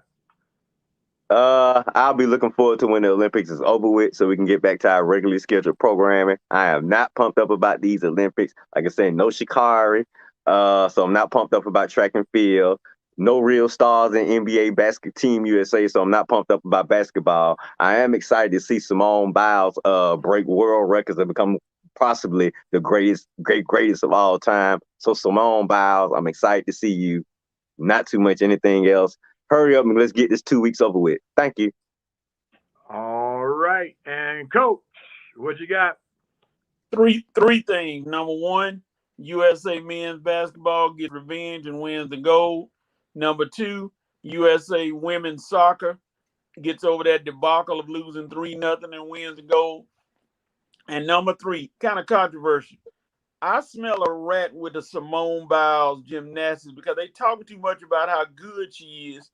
I hope they don't come up and penalize her for being too good. All right. And Rev, it's on you. What are you looking at? I am looking to see what I was about to call them the dream team, and they are far from the dream team. The USA basketball team, to see what they're going to do, to see if Kevin Durant will show some leadership and see what Dame Dollar is going to do. It's going to be interesting to see what Chris Middleton and Booker and Drew Holiday look like coming off the plane, and also playing a grueling 6-game series in the NBA Finals. And looking forward to seeing what the track and field will say or show us. You know, that's one of the events that I think is must-see TV. We lost Red. We lost Red again. Unfortunately, no Usain Bolt, so it's going to be interesting this year. All right. Shelby, you say you lost me? No, she said we lost an event, I think. It's quiet. Oh, Real? We can't hear you. Your audio, Real. Gotcha. I'm ready. I'm back. All right. So they're going to kill you. Rev Night Nation for to get you, Real. Yeah. I'm making it work on a cell phone since my laptop ain't working. You know. Oh, okay. Yeah. I'm making it. We still getting quality Red and Rev Sports Show coverage. Let's see what the Rev Night Nation is talking about when it comes to the Olympics. Let's see. They had quite a few comments on it, and we got 1 minute and 45 seconds. Let's see what we're going to start. Did y'all see it? Okay, here we go. That is going to be interesting. Flips Channel, Speed, Clam, Shucking on the Disney Channel. Let's see. No soliloquies, Red. What's up, Jonathan Russian? 5 for 5 fits since Shelby can get me a 4 for 4 with large frosting. All right, Vincent Woodruff, going back to the Olympics, I'm looking for the gymnastics, basketball, and women's beach volleyball. Uh-oh, Vincent, it sounds like you want some eye candy. That's what it sounds like to me. Vincent Woodruff red-laced his own brownies. Simone is the greatest athlete living, arguably. Chris Traylor, do you really think Red can make brownies? Stop hating the Olympics, Red. Just enjoy the next 2 weeks and show some Olympic spirit. USA. To Biles and USA Track. Vincent says, without Sha'Carri, I didn't know Mary Jane was in my system. Richardson, I don't care too much about women's track and field. Vincent, So no love for Allison Felix at all. I don't know. you're right, Coach. It seems like a potential setup on Biles. The world is watching. I hope they don't do her dirty. We got 25 seconds. Rev is at the Bates Motel. Okay. I don't Bates Motel, but hey, man, I'll take it. I'll take it. He might when it comes to the cannabis. All right. So we got the weed references for Red, and we'll move on for that. I have no idea where they came from. That was pretty good. We got it through with that topic within the 5-minute framework. NFL vaccine policy. NFL vaccine policy. I'm going to start with you, Coach. 5 for 5. It's on you first. Roll with it, Coach. I mean, a 5-second shot is going to cause you to lose your NFL career, whether you're a coach or a player. And I mean, what's going to happen if you get sick? And just like the NFL said, and I agree, if you forfeit a game, tough. You lose the game. That's what happened to my Steelers last year. We had a chance to play, but they made us play forfeited games over again. We had to play 4 games in 19 minutes. Good job, NFL. 19 days, I mean. Good job, NFL. Make them play. All right. Shelby. I love how Coach brought it back to the Steelers. I think it's perfect because right now we are in a pandemic of the unvaccinated. It's not fair that everybody else is vaccinated and you don't want to. If you don't want to, fine. But you know what? If you have to reschedule a game, we're not rescheduling. You forfeit. And I'm all for it. If you don't want to get vaccinated, then get off the field. Give me your check. I'm vaccinated. All right. And Red, go with it. Total agreement with Shelby and Coach. I mean, it's silly. You're going to forfeit a high-paying job like that just because you don't want to go to the shot? Get the shot, fool. It's for your health. Everybody's getting vaccinated eventually. You're going to have to take it. They're telling you to take it for a 6-figure job. Do it. All right. And it's on me. And let's not even think about just 6 figures. For many of them, maybe 7- and 8-figure jobs that they are making that kind of money. And also someone made the great point that some of these players ought to be ashamed talking about they don't want to take the vaccine and wondering what they're putting in their bodies when some of them put a lot of different substances that they don't know what's in it just so that they can perform and play. So it's quite hypocritical to hear some of them talk about they don't want to take a vaccine that scientists have proven is good for your health, while some of them have taken enhancement drugs and other type of substances just to get back on the field so that they can be in better position to make their check. So the hypocrisy is alive and well, and we have a lot of science on the side of the vaccine that says, take it. It'll help save a life. And also the NFL is smart because you are now jeopardizing somebody else's health. Right. If you were just secluded, that would be one thing. But every time you step on the field, you are jeopardizing somebody else's health. And therefore, the NFL has the right to say what they want to say when it comes to this vaccine policy.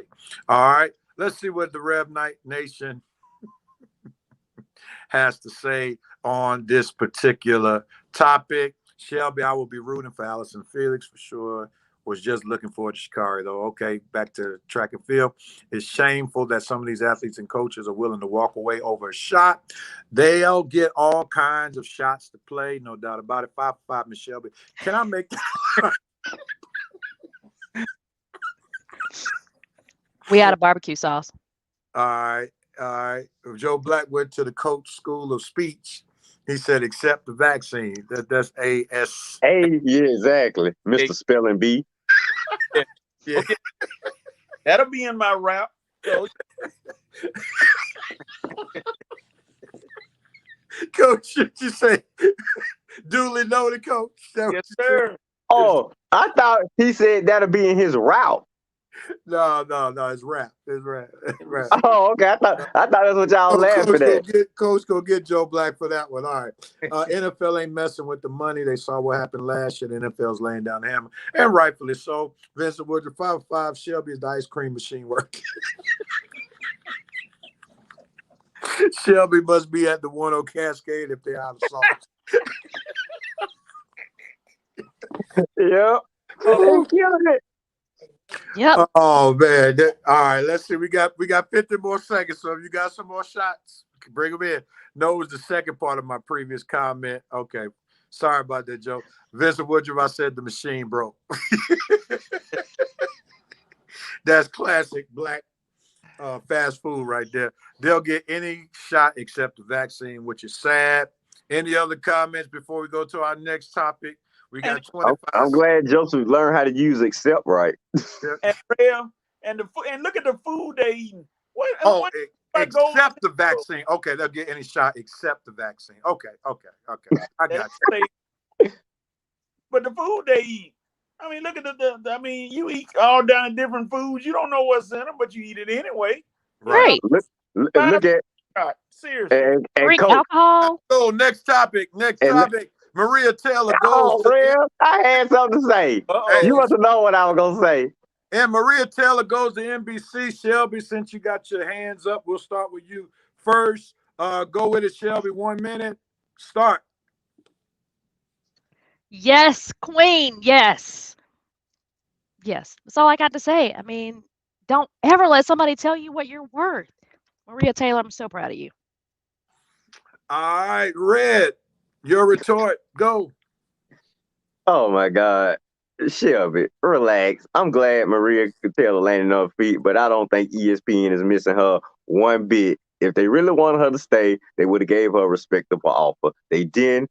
She's gone. I don't think they are mad that she's gone, but it's good that she landed with NBC. Don't mess that opportunity up, Maria. Ain't too many more networks after this one. Coach, what you got? Maria, you had good money at ESPN. I guarantee you're not making that money at NBC. Wow, we got real short takes. Maria Taylor, glad that she landed on her feet. I think it was more so that she wanted out of ESPN because of the Rachel Nichols situation rather than the actual contract. And I think she just wanted a fresh start. NBC gives her the same opportunities as ESPN did for the most part. She can still do college football since they have Notre Dame on their network. She can still do various things on the NBC Sports Network, like ESPN has its own network. So there are a lot of opportunities for her to shine. It's going to be interesting to see if she picks up basketball in some form or some fashion, because NBC is not broadcasting basketball. So that's going to be one thing off her plate. But the football is still there. She'll probably get a lot of shine within the NFL Sunday night show.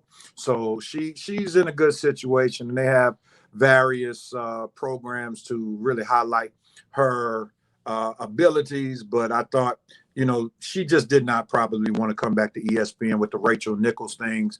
As long as Rachel Nichols was a part of ESPN, I don't think she wanted any part of ESPN. I mean, would they have seen each other anywhere? Yeah, if they're working basketball together. They both work NBA basketball. Yeah, Rachel Nichols is very much included in the basketball lineup, so they would have definitely had to deal with one another in some form. Maria Taylor says she didn't want to ever work with her again. No, I don't blame her for that. Now, are they gonna put Maria on the Sunday Night Football coverage? Yes. I'm sure. I would definitely take advantage of her on that coverage. She is actually in line to take over from Mike Tirico.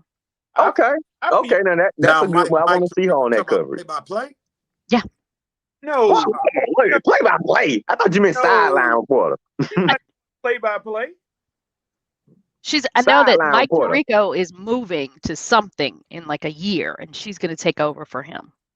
whatever that means. Play-by-play. Exactly. Mike Tirico was the sideline reporter. Now she gonna take over him. He's moving to play-by-play. Maybe that's what it is. Play-by-play, brother. Huh? He wasn't Mike Tirico's in the studio, I think. Yeah. I'm saying, but Tirico's moving to play-by-play when Al Michaels move on. Right. All right. Real quickly. Let's get the comments from Rev Night Nation. Like Shep said, Maria Taylor gave the mothership the big middle finger by going to NBC. Wow, quite interesting for her. By Alex Hill. New bag of cash. NBC, that's a good acronym. Like that, Thomas. Lance says she is living color on NBC and looks good. Congratulations, Maria Taylor from Miss Williams. John the Russian, ESPN don't be paying like that. Just depends on who you are. Vincent Woodruff, Maria wasn't getting the big bucks. She made the move that she had to make. It is what it is. Good for her. Hopefully. All right. Hopefully they throwing her some dollars. John the Russian of ESPN, they cheap. Lance Bilbro, she will be on Sunday Night Football and their Super Bowl coverage. Remember Super Bowl coverage is once every like 3-4 years. So it's not that. All right. Vincent Woodruff, Maria may be getting away from that climate over in Bristol. Reports are that it's toxic, as we've been made aware of a few things. She'll do fine, and ESPN will try to make a point to hire black women just to prove that they're not tone deaf. Who knows? And they'll all leave. I would love to be the Uber driver that picks up Maria Taylor and Rachel Nichols with the carpool option. Not play-by-play, the pregame show, yeah. Joe Black, unfortunately, ESPN has a history of being toxic to men and women of color. Alexis, yes, good eye candy on Sunday Night Football. Sounds like we got some Maria Taylor fans from the Reverend Night Nation. Not because brothers like tall, sexy, slender women. All right. Thank you for that description. We truly appreciate that. All right, next topic. Prime and the media, as Red alluded to in his monologue. Prime had a problem being called Dion and not Coach Dion or Coach Prime or Coach Sanders. So with that being said, he left the interview, walked off because he felt disrespected. Red, you go first. What you got? Get ready. You got 1 minute. Give it to us. This is hilarious, man. Dion all of a sudden being sensitive now because somebody calling him Dion, talking about call me coach. Dion, you had a reputation of being a charismatic guy, somebody people can feel comfortable with talking to in the media. Now all of a sudden you don't want folks to feel comfortable. You want to keep it strictly professional. Just call me coach. Don't call me Dion. Man, save it, Prime. Save it. You're just acting real sensitive right now, Dion. I don't know what's going on, but dude, you're just real sensitive to me right now. Nobody is disrespecting you by calling you Dion, Coach, Prime. Don't act like you don't appreciate it all. You just love being in the media attention, man. You're making a big issue out of nothing. Done. All right, Coach, since you are a coach, jump in there and tell us what you really feel about Prime in the media. Dion, the simple way to handle it was the dude was kind of being kind of an ignorant man, but I kept calling you Dion. The easiest thing to done would have been to skip him and said, next question. Go to somebody else. Last time I checked, your record in the spring was 3-3, not 8-0 or nothing like that.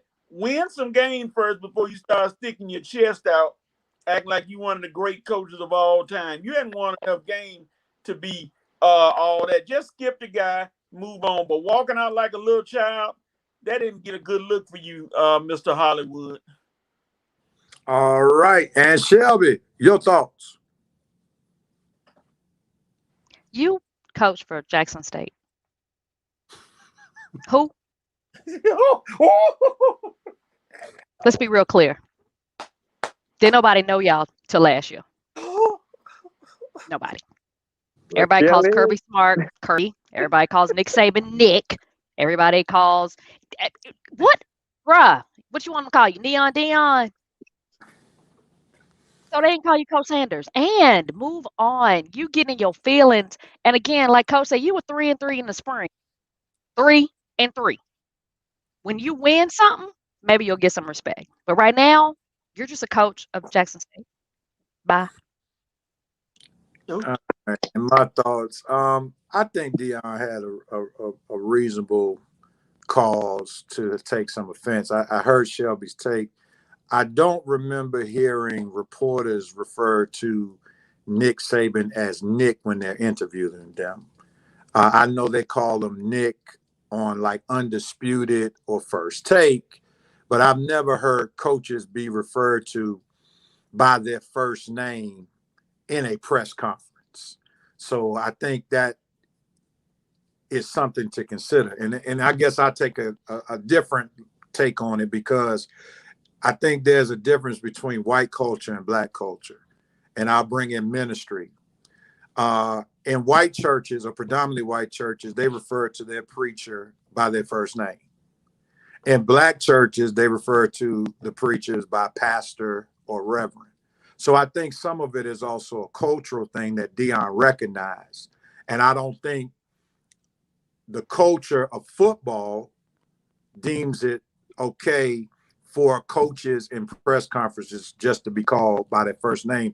They're normally called coach if they're not adding a name to it. So I think it was the principle of the matter, and I think he's trying to bring respect to black coaches, in particular to himself. And I think that's what was going on. Was it a bit over the top to walk off? Yes. But I think it's a matter of Deion is trying to set a precedent that this kind of talk is not going to be accepted, even if he's coaching at Jackson State.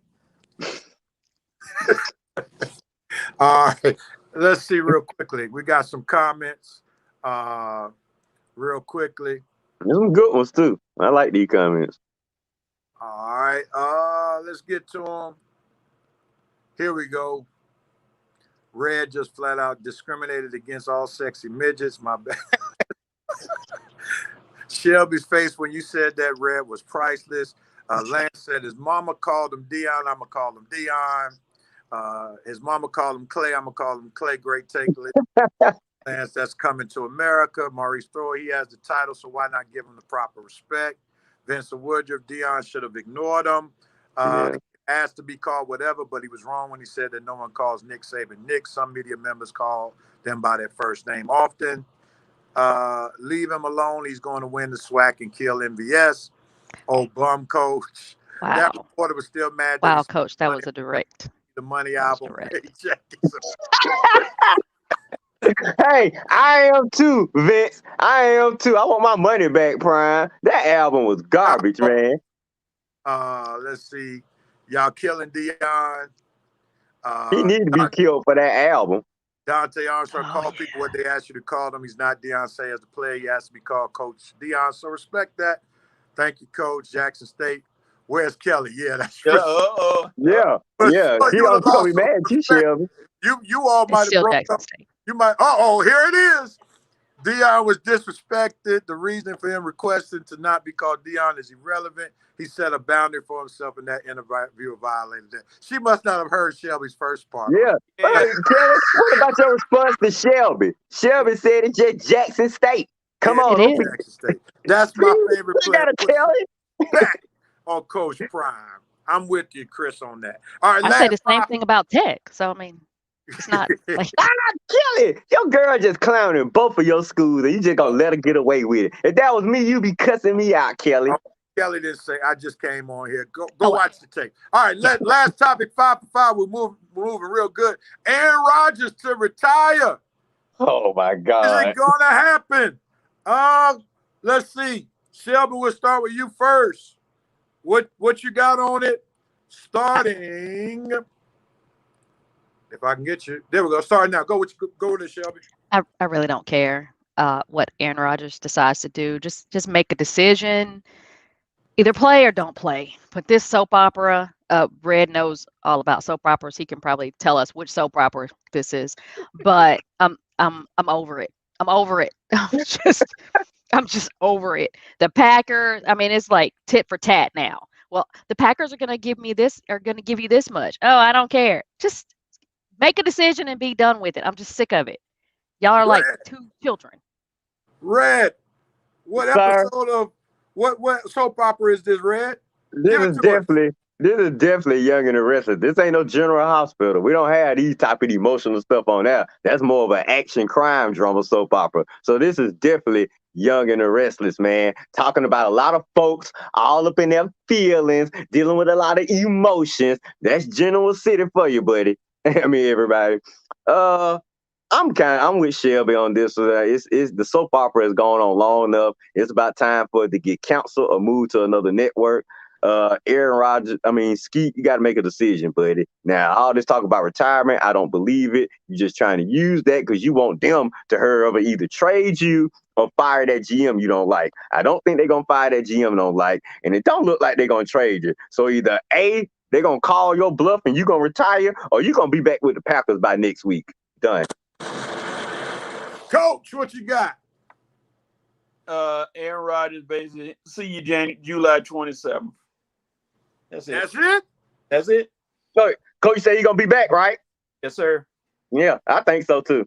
I don't think so. I think Aaron Rodgers has a history of once he's dug in. That's his own family members. He cuts his own family members off. Good point, Real. Makes a point, or where he digs his stance in the ground, he holds on to it. If he doesn't mind dismissing his own family members, not having any contact with his own family members, sure, he won't be afraid to cut off the Green Bay Packers, and he's that type of dude, will do certain things just to prove a point, and he's been treated wrongly by the Green Bay Packers for years.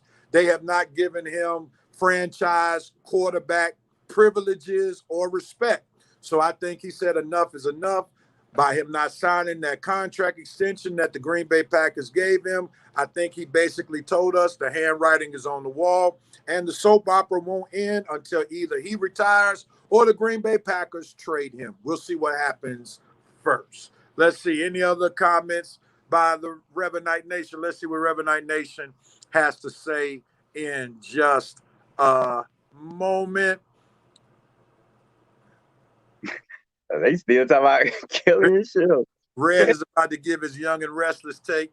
Stop it. Why y'all trying to pin us against each other? No, we just, calling what Shelby did. That's all. Vincent said, time for Skeet to make a move. He's loving this drama and attention. She said it. Go watch Joe Black. Aaron Rodgers. What did it say? Aaron Rodgers, tell us how you feel and move forward. Why have this Dallas Cowgirls, type drama? Cut it out. The Jordan Love era begins. I was trying to see a Lance, tell us what you really trying to do here. Alexis Hill, no, but he will miss some of training camp. Kelly Nicole, y'all asking who is Jackson State, but y'all we didn't. I think y'all know. That was to Shelby right there, as I'm trying to see what Lance is trying to see. Yeah, Kelly trying to respond to us. This is all Shelby's That was words, all Shelby, Kelly. right? It was. Hey, It was me. She admitted the third time she admitted it, Kelly. Shelby. Yeah, I did. I was like, Kelly, who is Jackson State? Kelly, you can hit edit and say, Shelby, you asking who it. No, I'm just playing. Let's move. Trying to take it out on us guys when her No, it wasn't homegirl them. It was Shelby me. I is the said- guilty party. Aaron will be It's in Jackson Lambeau Field working the concession stand, peanuts, softball, peanuts, popcorn. Get your popcorn out fresh and buttery insurance. Get your insurance discount, double take, and Shelby's ready to receive the call with the headset. Let's move forward. He's going to Let's go, Kelly. Step up and handle your business. Go to the Jets first. I got to see what was said. Go see it. It's right there. Yeah. All you It's got to do right is scroll down. Just admitted she asked For who. after all, he's coaching. I'll give you the replay. For after all, he's coaching Jackson State. That's basically what she said. All right, that's it. That was pretty Who good. is Jackson State? Who is Jackson State? Yeah. That was pretty good. 5 for 5. I like that. That was pretty smooth, good. Yeah, real. I got to give you this 5 for 5 of dope. Oh, well, thank you, sir. I appreciate that. It One of the new creations for the Red and Red Sports Show. All right, let's move on. And we can't do 5 minutes on this. We'll give some proper time. And this hits home to Shelby because she's actually a graduate of an SEC school. She's a graduate of UGA. And Oklahoma and Texas are talking about leaving the Big 12 for the SEC. Shelby, since you were the only student and graduate of an SEC school, we'll start with you first. What are your thoughts? Be Two careful of the what Big you wish 12 for. powerhouse is going to potentially your conference. Big 12 powerhouses who've lost to the SEC on multiple occasions. Be careful what you wish for. Come on. Come on, Come on, Cletus. Come on. I got time today. Come on. I hope y'all can beat Vandy. And So you're for it? No, I don't know. Stay over there. Y'all win over there because let me tell you, if you come over here, we're going to make y'all homecoming, just like we make Vandy homecoming. Ooh. I got time. Y'all go listen, you're going to get a big payday. They're going to owe $76 million to the Big 12. And they say it's going to take like 18 months before everybody does it. And the SEC left Texas A&M out of the conversations because nobody really cares about Texas A&M anyway. Listen, SEC, I think we see it's big boy football. It's big time, and y'all can't wait. When have y'all beaten the SEC team? Listen, y'all go ahead, but again, don't be mad when Tennessee beats y'all. All right. I'm gonna go to Coach, and then Red, you finish it out right here. Coach, your thoughts on Oklahoma and Texas possibly going to the SEC, and also give us a little larger view. What does that do for college football as a whole? Okay, first of all, Auburn, Missouri, South Carolina, Vanderbilt, and to an extent, Ole Miss ought to be crying right now because this further pushes them down the ladder of trying to win the SEC. They already had minimal chances. Now they just further pushes them down the ladder. Texas is wasting their time. They're not gonna win anything. They didn't even win, barely won. They couldn't win the Big 12. Wow. You know what? Go ahead. I'm gonna bring that back, Shelby. Come on, we'll come back to Shelby on that. Go ahead. They wait. Oklahoma is a perennial power. They can compete, but Texas, you're just a tread.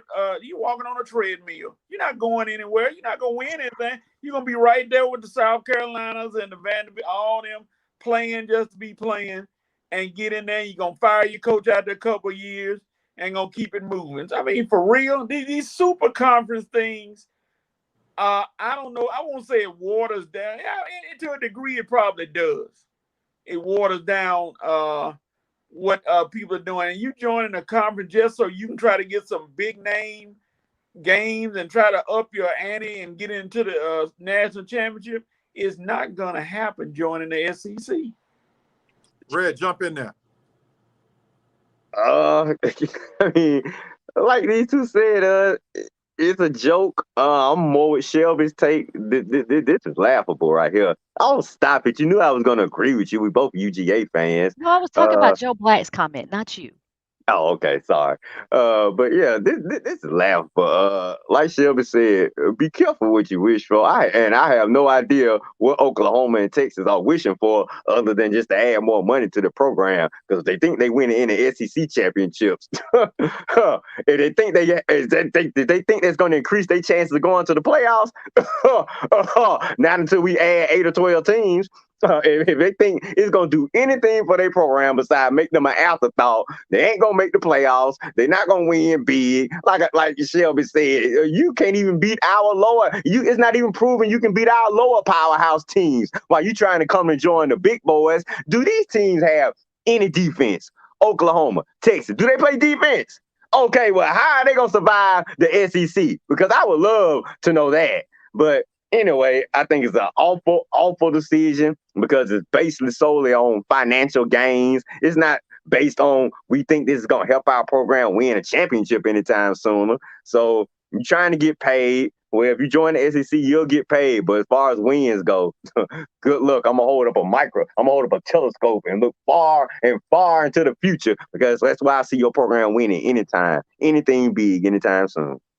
Yeah, it's all about a money grab. I mean, everybody understands this, and Oklahoma and Texas are quite aware that the SEC will be negotiating a new TV contract deal real soon. So they're trying to get in on the front end of this new contract.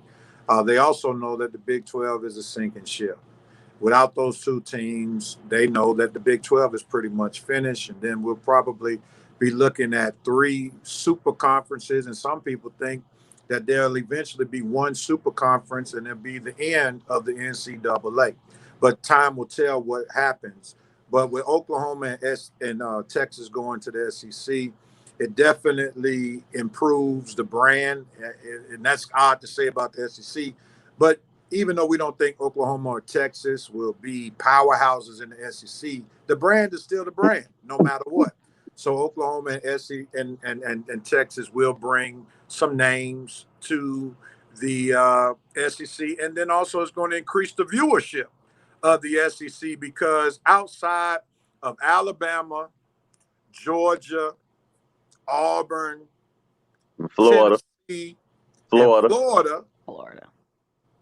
the rest of the conference is not that great, if we're going to be honest. They're very top heavy. Wait, somebody got their coach. You have your Baptist finger? Let Ray finish. Oh, The SEC is very top heavy. You know, outside those top 5 programs that I mentioned, you know, nobody's going crazy about Vandy, Ole Miss, Mississippi State, South Carolina, so forth and so on. But those other schools, and Missouri as well, but those other schools are what keeps the SEC being the SEC. And actually adding Oklahoma, adding Texas, you're getting bigger names to offset the bottom feeders of the SEC.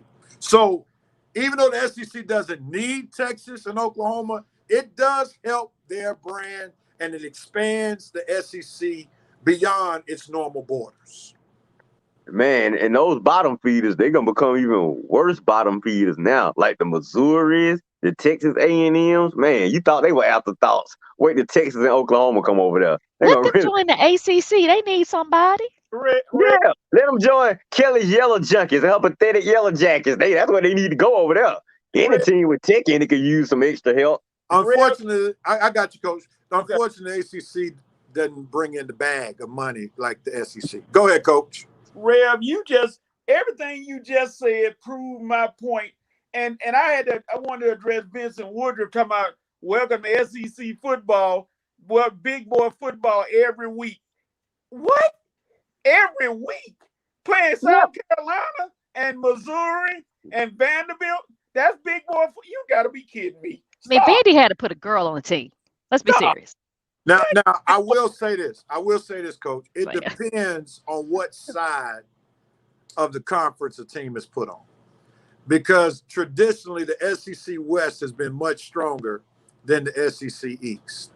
The SEC West, outside of Mississippi and Ole Miss, that is really big boy football. Because Texas A&M is not necessarily a bottom feeder. They have a decent program.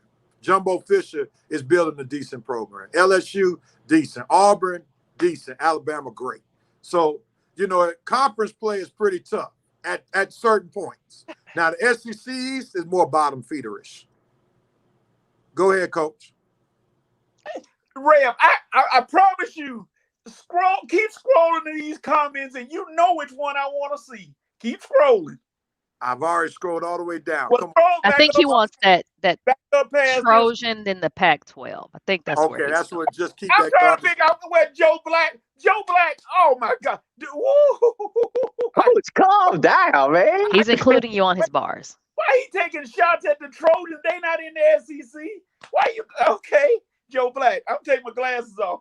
I can't wait till next week. Oh, he look like y'all know Coach love wrestling. He getting his rip. He look like man. I mean, I don't know what's going on.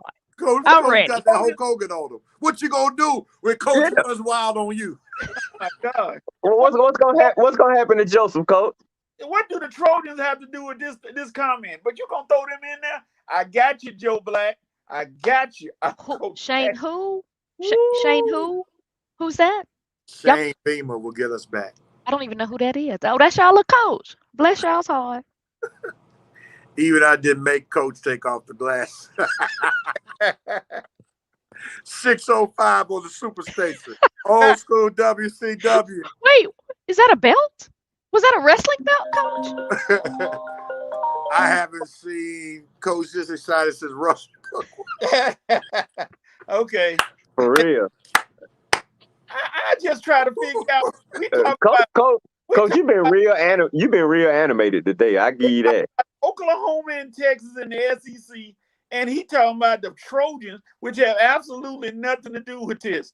But obviously he was trying to work your buttons, coach. That's okay.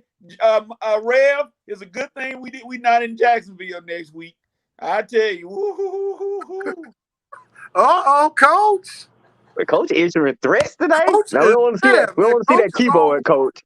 All right. We know that coach got worked up with the SEC. Really? Let's go shift gears as we get ready to end 199. We got two more things. No more keyboard, coach. NBA draft is coming up. We know that the top pick is probably going to be Cade Cunningham from Oklahoma State. Then some of the top prospects are Evan Mobley from Coach's USC Trojans, but he's not a USC Trojan basketball fan. That's just football fan. Also, top prospects are Jalen Green, who played in the G League along with Jonathan Kuminga, who's my guy on NBA 2K. Somebody created him, and he's been helping me win a lot of ball games for the Atlanta Hawks on NBA 2K.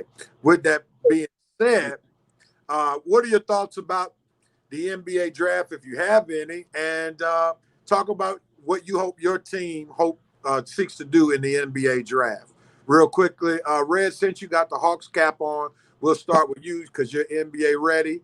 So your thoughts about the NBA draft and what you want the Hawks or Lakers, since you got two teams, but I can't have two teams in the NFL, but go figure. But anyway, go ahead on what you want the Hawks and the Lakers. You can have two teams, Red. As long as you support them equally. As long as you support them both equally, you can have two teams. Okay. All right. Thank you. Now, but we'll talk about that later. Let's stick to the topic. Real, I'm honestly, I'm at a loss here, man, because this NBA draft, number one, it's on us so quickly after NBA season. Number two, man, how long has it been since the NCAA tournament? I swear, I don't remember. Only person I remember going into this draft is probably the only person I remember when the NCAA tournament was happening, and that's Cade Cunningham. Okay, after Cade Cunningham is drafted, I have absolutely no idea about any of these doggone players. And you say you got players that went to the G League, players that went overseas to play. Man, I don't know who none of these guys are. We've been in the pandemic for the past few months. Coach, this is gonna be your area of expertise to the fullest, man, because you're gonna have to be our NBA draft guy. I have absolutely no idea about none of these guys, but I will talk about my teams. What I need for my team is possibly a backup point guard for Trey. Coach, help me out who you think is the best guy. Possibly a upgrade in the front court. Possibly a big man, with the Nkongwu Onyeka injury. Coach, possibly help me out who you think the best big man for the Hawks and number 20 going to be. As far as the Lakers, I don't even think the Lakers going to use any draft picks this season. They probably going to use all their draft picks to try to work up some trades and get some veteran-proven players over there. So I'm not quite sure if the Lakers going to be drafting any young rookies this season. If they do, I have no idea what type of player they looking at. I guess I'll find out when it happens. But as far as the Hawks go, the Hawks possibly need to trade for a backup point guard. I mean, not trade, draft a backup point guard or draft an upgrade in the front court with the Onyeka injury and we not knowing what's going on with the Collins contract situation. The Hawks better prepare themselves. Shelby, jump in there if you got any comments about the NBA draft. I'm kind of with Red. Like, I don't remember who's actually declared eligible. But I think the Hawks definitely need a backup to Trey. I think we saw that when he went down, that there was absolutely nobody that we could really count on for his points and just being a floor general. I'd like Clint Capella. I think he seems like a very nice person, but I don't think he's going to be our future. We definitely need to upgrade because I think it was very obvious playing the Bucks that Clint Capella is not our future. So we definitely need some size inside. That would be very helpful because we have to go through Giannis. We know we have to go through Milwaukee, so we need to prepare for that. My biggest thing for the draft is this is what I want. I want everybody to get some speech lessons before the draft because what I saw during the lottery pick telecast was embarrassing, and it was just ugly. And I just want everybody to really, if you have an agent, your agent needs you to get into some speech classes, because you're going to be making speeches, and it's just not okay to completely butcher the King's English. I just want y'all to know where verbs go, and that be is not a noun or a verb. I just really want y'all to get a real good grasp of the English language before you get in front of people on TV and then we're embarrassed. Anthony Edwards. That's all I want. Somehow I knew that was coming. But nevertheless, Shelby being Shelby, Only Shelby, boy. expect anything less than that last group statement that she made. Coach, help us out. What does the NBA draft look like? And what do you want your Wizards to do since Westbrook is still there? Well, maybe not for long. At the top 5 are pretty much going to be solid NBA players. You got Suggs, Cunningham, you got Scotty Barnes out of Florida State, you got Mobley, and your boy who's already playing pro on your team, Kuminga. All of those guys are going to be pretty good NBA players. For the Hawks need to get somebody like a Cameron Thomas, the SEC leading scorer out of LSU. That's what they need. I heard that name, Coach.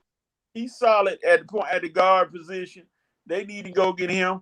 The Wizards, I think they might be, if he lasts long enough, and I hope he does, because he'll be a good one. He he stepped out early. The kid from Duke, Jalen Johnson. I think he could be a good fit for them going into the season. He got some good size. He got a good shooter. They need another shooter, and I think that he will help them shooting wise if he's still around. I don't know if he's gonna be around, because they looking like he might go a little higher. But he got the potential to be good, because I think once the Russell Westbrook, Bradley Beal time is up, then he could be the one, to step in the future and lead the team. I think Jalen Johnson. So that top 5, I guarantee they all gonna be big time for the NBA. All right. They're saying that Jalen Green, who played in the G League, will probably be the number 2 pick for the Houston Rockets, and then Evan Mobley will be the following pick at number 3. And you did mention Suggs, who played for Gonzaga, who had a good run at point guard, and then Scotty Barnes had a decent run at Florida State. It's going to be interesting to see what the Hawks do, especially with the injury to Okongwu. I don't know if it's best to address that by way of the draft rather than try to address it in free agency. Yeah. Because the problem is, I think the Hawks are moving towards win now mode. Mm-hmm. You don't want too many They players. better be. Have to be trying to polish up to Yeah. get right. So they may do better just trying to get a veteran who is not at the end of his career, but is looking for a team that is competing for something of some significance. And therefore the Hawks may be able to address it in that manner. But, after the first 6 or 7 picks, the draft is going to be like the rest of the drafts. These drafts are no longer deep like they used to be back, where you could get a solid NBA starter on your team at number 20 or 25. So after the first 7, 8 picks, good luck seeing what's going to happen after that. But it's going to be interesting to see what happens, and best wishes to all these young guys getting ready to come into the NBA. Joe Black said the Hawks need to send Galley to Minnesota and get off that contract, but they got 2 more years with that contract. The good thing is he's only going to be on the hook for $5 million at last. So Send Galley to Minnesota for who and for what? Well, I mean, if somebody is a taker for Galley, I would send him now. Reason being, if you looked at Galley, that man can barely get up and down the basketball court. All right. Now you're talking about a full season and then another season. Galley gonna need a walker. Oh yeah, They gonna trade him. I'm just trying to see. We need to get something for him. I get what you're saying. I mean, if we could get a decent player, I don't care what kind of decent it is, do it now, because this is Galley's highest value, because he did well in the NBA playoffs. In some games, arguably, he was the second best player on the Hawks in certain games. You know, he did more than John Collins in certain games. But, yeah, the Hawks, they'll do well to try to get off Galley. But I think they are going to do it. A lot of these articles I've been reading. Just be prepared. The Hawks and the Lakers going to be involved in some trades this offseason. And like you say, I would hope to think that Galley, with his contract and the value that he has right now, that he definitely will be part of it if Travis is thinking. But I kind of want a big player back. We got to get a big player. Well, we ain't getting no big player back for Galley. No. Package it. You got to add more to it. I don't know what we're going to add now. Absolutely not Dwight Howard. No. I'm talking about Karl Anthony Towns, not no Dwight Howard. Now, here, real talk. I wouldn't mind bringing Dwight back for the minimum. Dwight? For the minimum. I wouldn't mind bringing him back. It to be a stopgap option for Okongwu. Stan Van Gundy's favorite player. Because, see, the Hawks are in a tricky situation. You can't spend a whole lot of money for a backup, especially if you're planning on Okongwu coming back. And the Hawks are already going to have to show the money because you got Trey, who about to get this max. Then if Cam keeps coming off next year this time, Cam going to be getting that money. Then if Hunter comes back, Hunter got to get some money. And then you got to still decide what you're going to do with Herter. I think the key is what they do with Herter. Because what they do with Herter this summer, if they keep him, that means they have long-term plans for him. If they don't see him in the future. So it's going to be interesting to see what happens with Herter, because I think Herter would be included in any deal that they make when it comes to the draft or when it comes to a trade. Yeah. Dwight will be a good backup for Clint Capella. I agree, because I keep thinking, just doing what Clint does, he'd be a viable backup. If the Sixers let him go, I'll bring him back for 1 year. All right. That comment.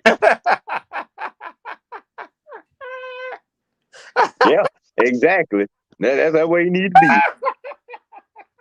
I'm going to move on for that. Yeah. When I was at JSU, it was just JSU, according to Shelby. A lot of athletes were in my speech language class. I think they had them take the class. We wrote speeches and practice, and that's pretty hot. That's pretty to do. They didn't even do that at Georgia. No. You just go to 098. It's certain classes they need to force these athletes to take. That is one of them. Business, financial management is definitely another one, especially for the black athletes. But they just certain classes they need to force these guys to take. No diggity. They're barely getting in. Let's not go crazy with the whole math. Yeah, that's what I'm saying. But I'm saying the few classes that you do go to, speech management and financial management need to be speech communications. Yeah. I was wondering how you manage your speech. Shelby, don't you want to compliment Jackson State on doing that? No. Oh. I agree, Red. Hold up. Oh man. Wait. I just did something to Joe Black. Did you kick him off the show? I did. I accidentally banned Joe Black. Wait a minute. How you do that? Wow. Vincent Woodruff, where are you? Revanite VP, handle this situation. Oh my goodness, man. Wait, how did you ban Joe Black? Because the comments come up as I'm moving. Yeah. And I'm doing it on my phone. Uh-huh. And it hit as I was pushing the next comment, the 3 little dots on the side came up and I accidentally hit it. So I got to find a way to restore Joe Black after the show. You blocked him or something? Yeah, he did. Yeah. Next week. Wait a minute. You should be able to reverse this. You shouldn't have to wait. We are tight, except when it comes to football. I mean, you could go protect. I gotta work on getting Joe Black on. See, thank you, Vice President. Yeah. Rev, you shouldn't even have admitted that on camera. Now the legal team gonna be after you. When you see Joe commenting and he ain't commenting, you gotta admit your mistakes. You know, it was a mistake. It wasn't intentional. Because if I don't say anything and folks be like, "What happened to Joe?" You know, it just happened. But the athletes' speech therapy, speech, whatever you want to call it, Shelby, and that financial business class. That should be a mandatory for all my back. They shouldn't even take the court or the field unless they pass those classes right there. Because we tired of being embarrassed when you athletes get in front of the camera, and we tired of being embarrassed when you come from nothing, get all these millions, and in a few years after retire, you're dead broke again. So trust me. And then you won't have a chef to cook for you. Oh. All right, yeah, man. I feel real bad about that. It wasn't intentional, Rev Night Nation. So we're gonna work on that. But anyway, we got to get ready to end this show. Who has the right to do what, when, where, and how? And I like that comment. William A. Jones Sports needs to follow American Senate and Congress model. Wherever you need more money for your objectives, just print and spend more to get what you want. That's what they do. That's for sure.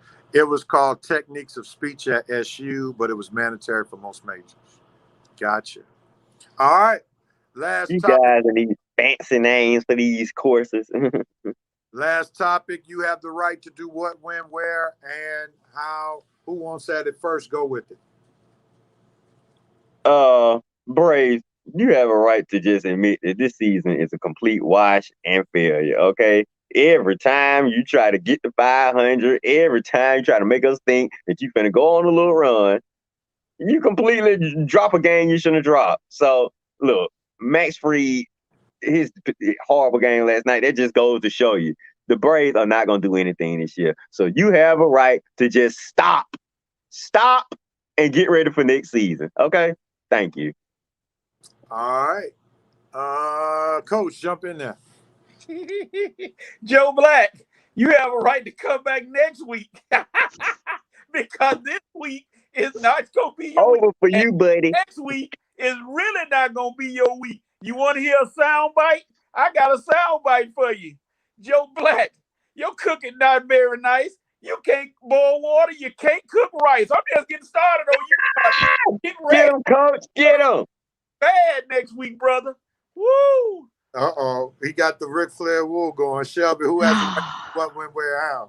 Coach is animated. He pumped up. I don't even know what's going on. United States of America, you have the right to get behind these amazing athletes.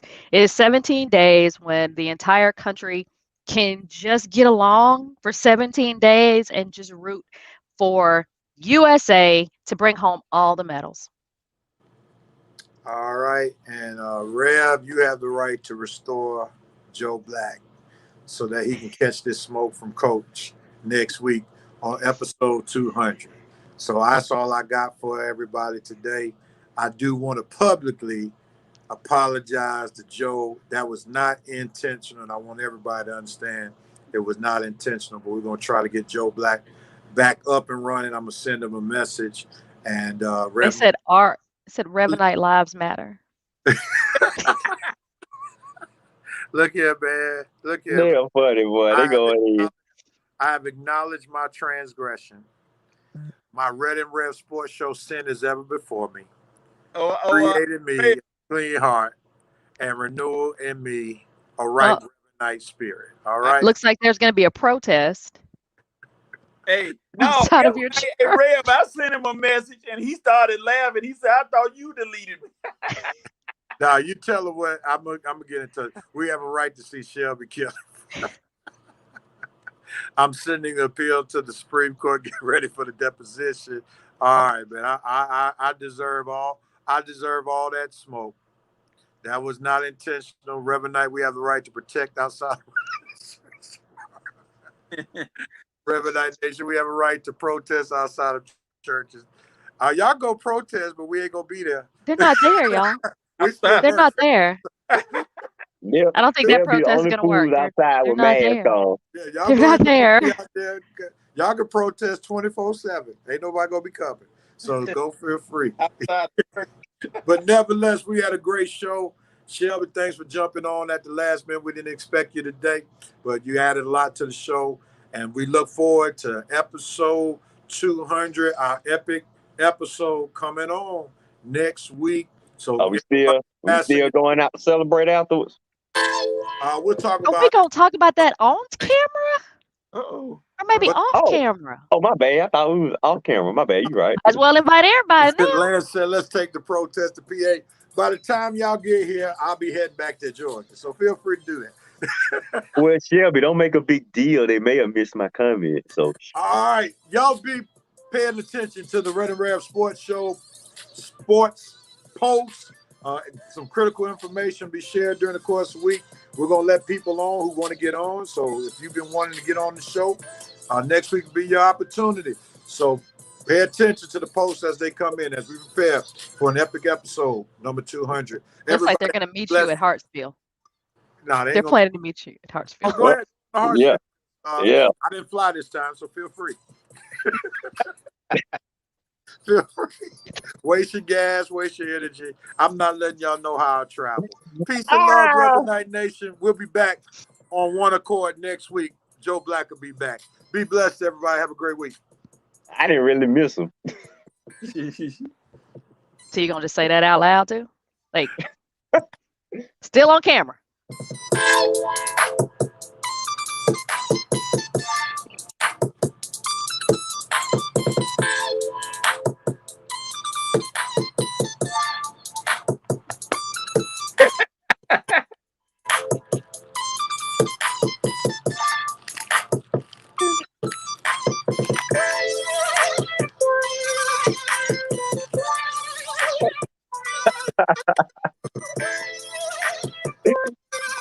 Oh, man. Sorry.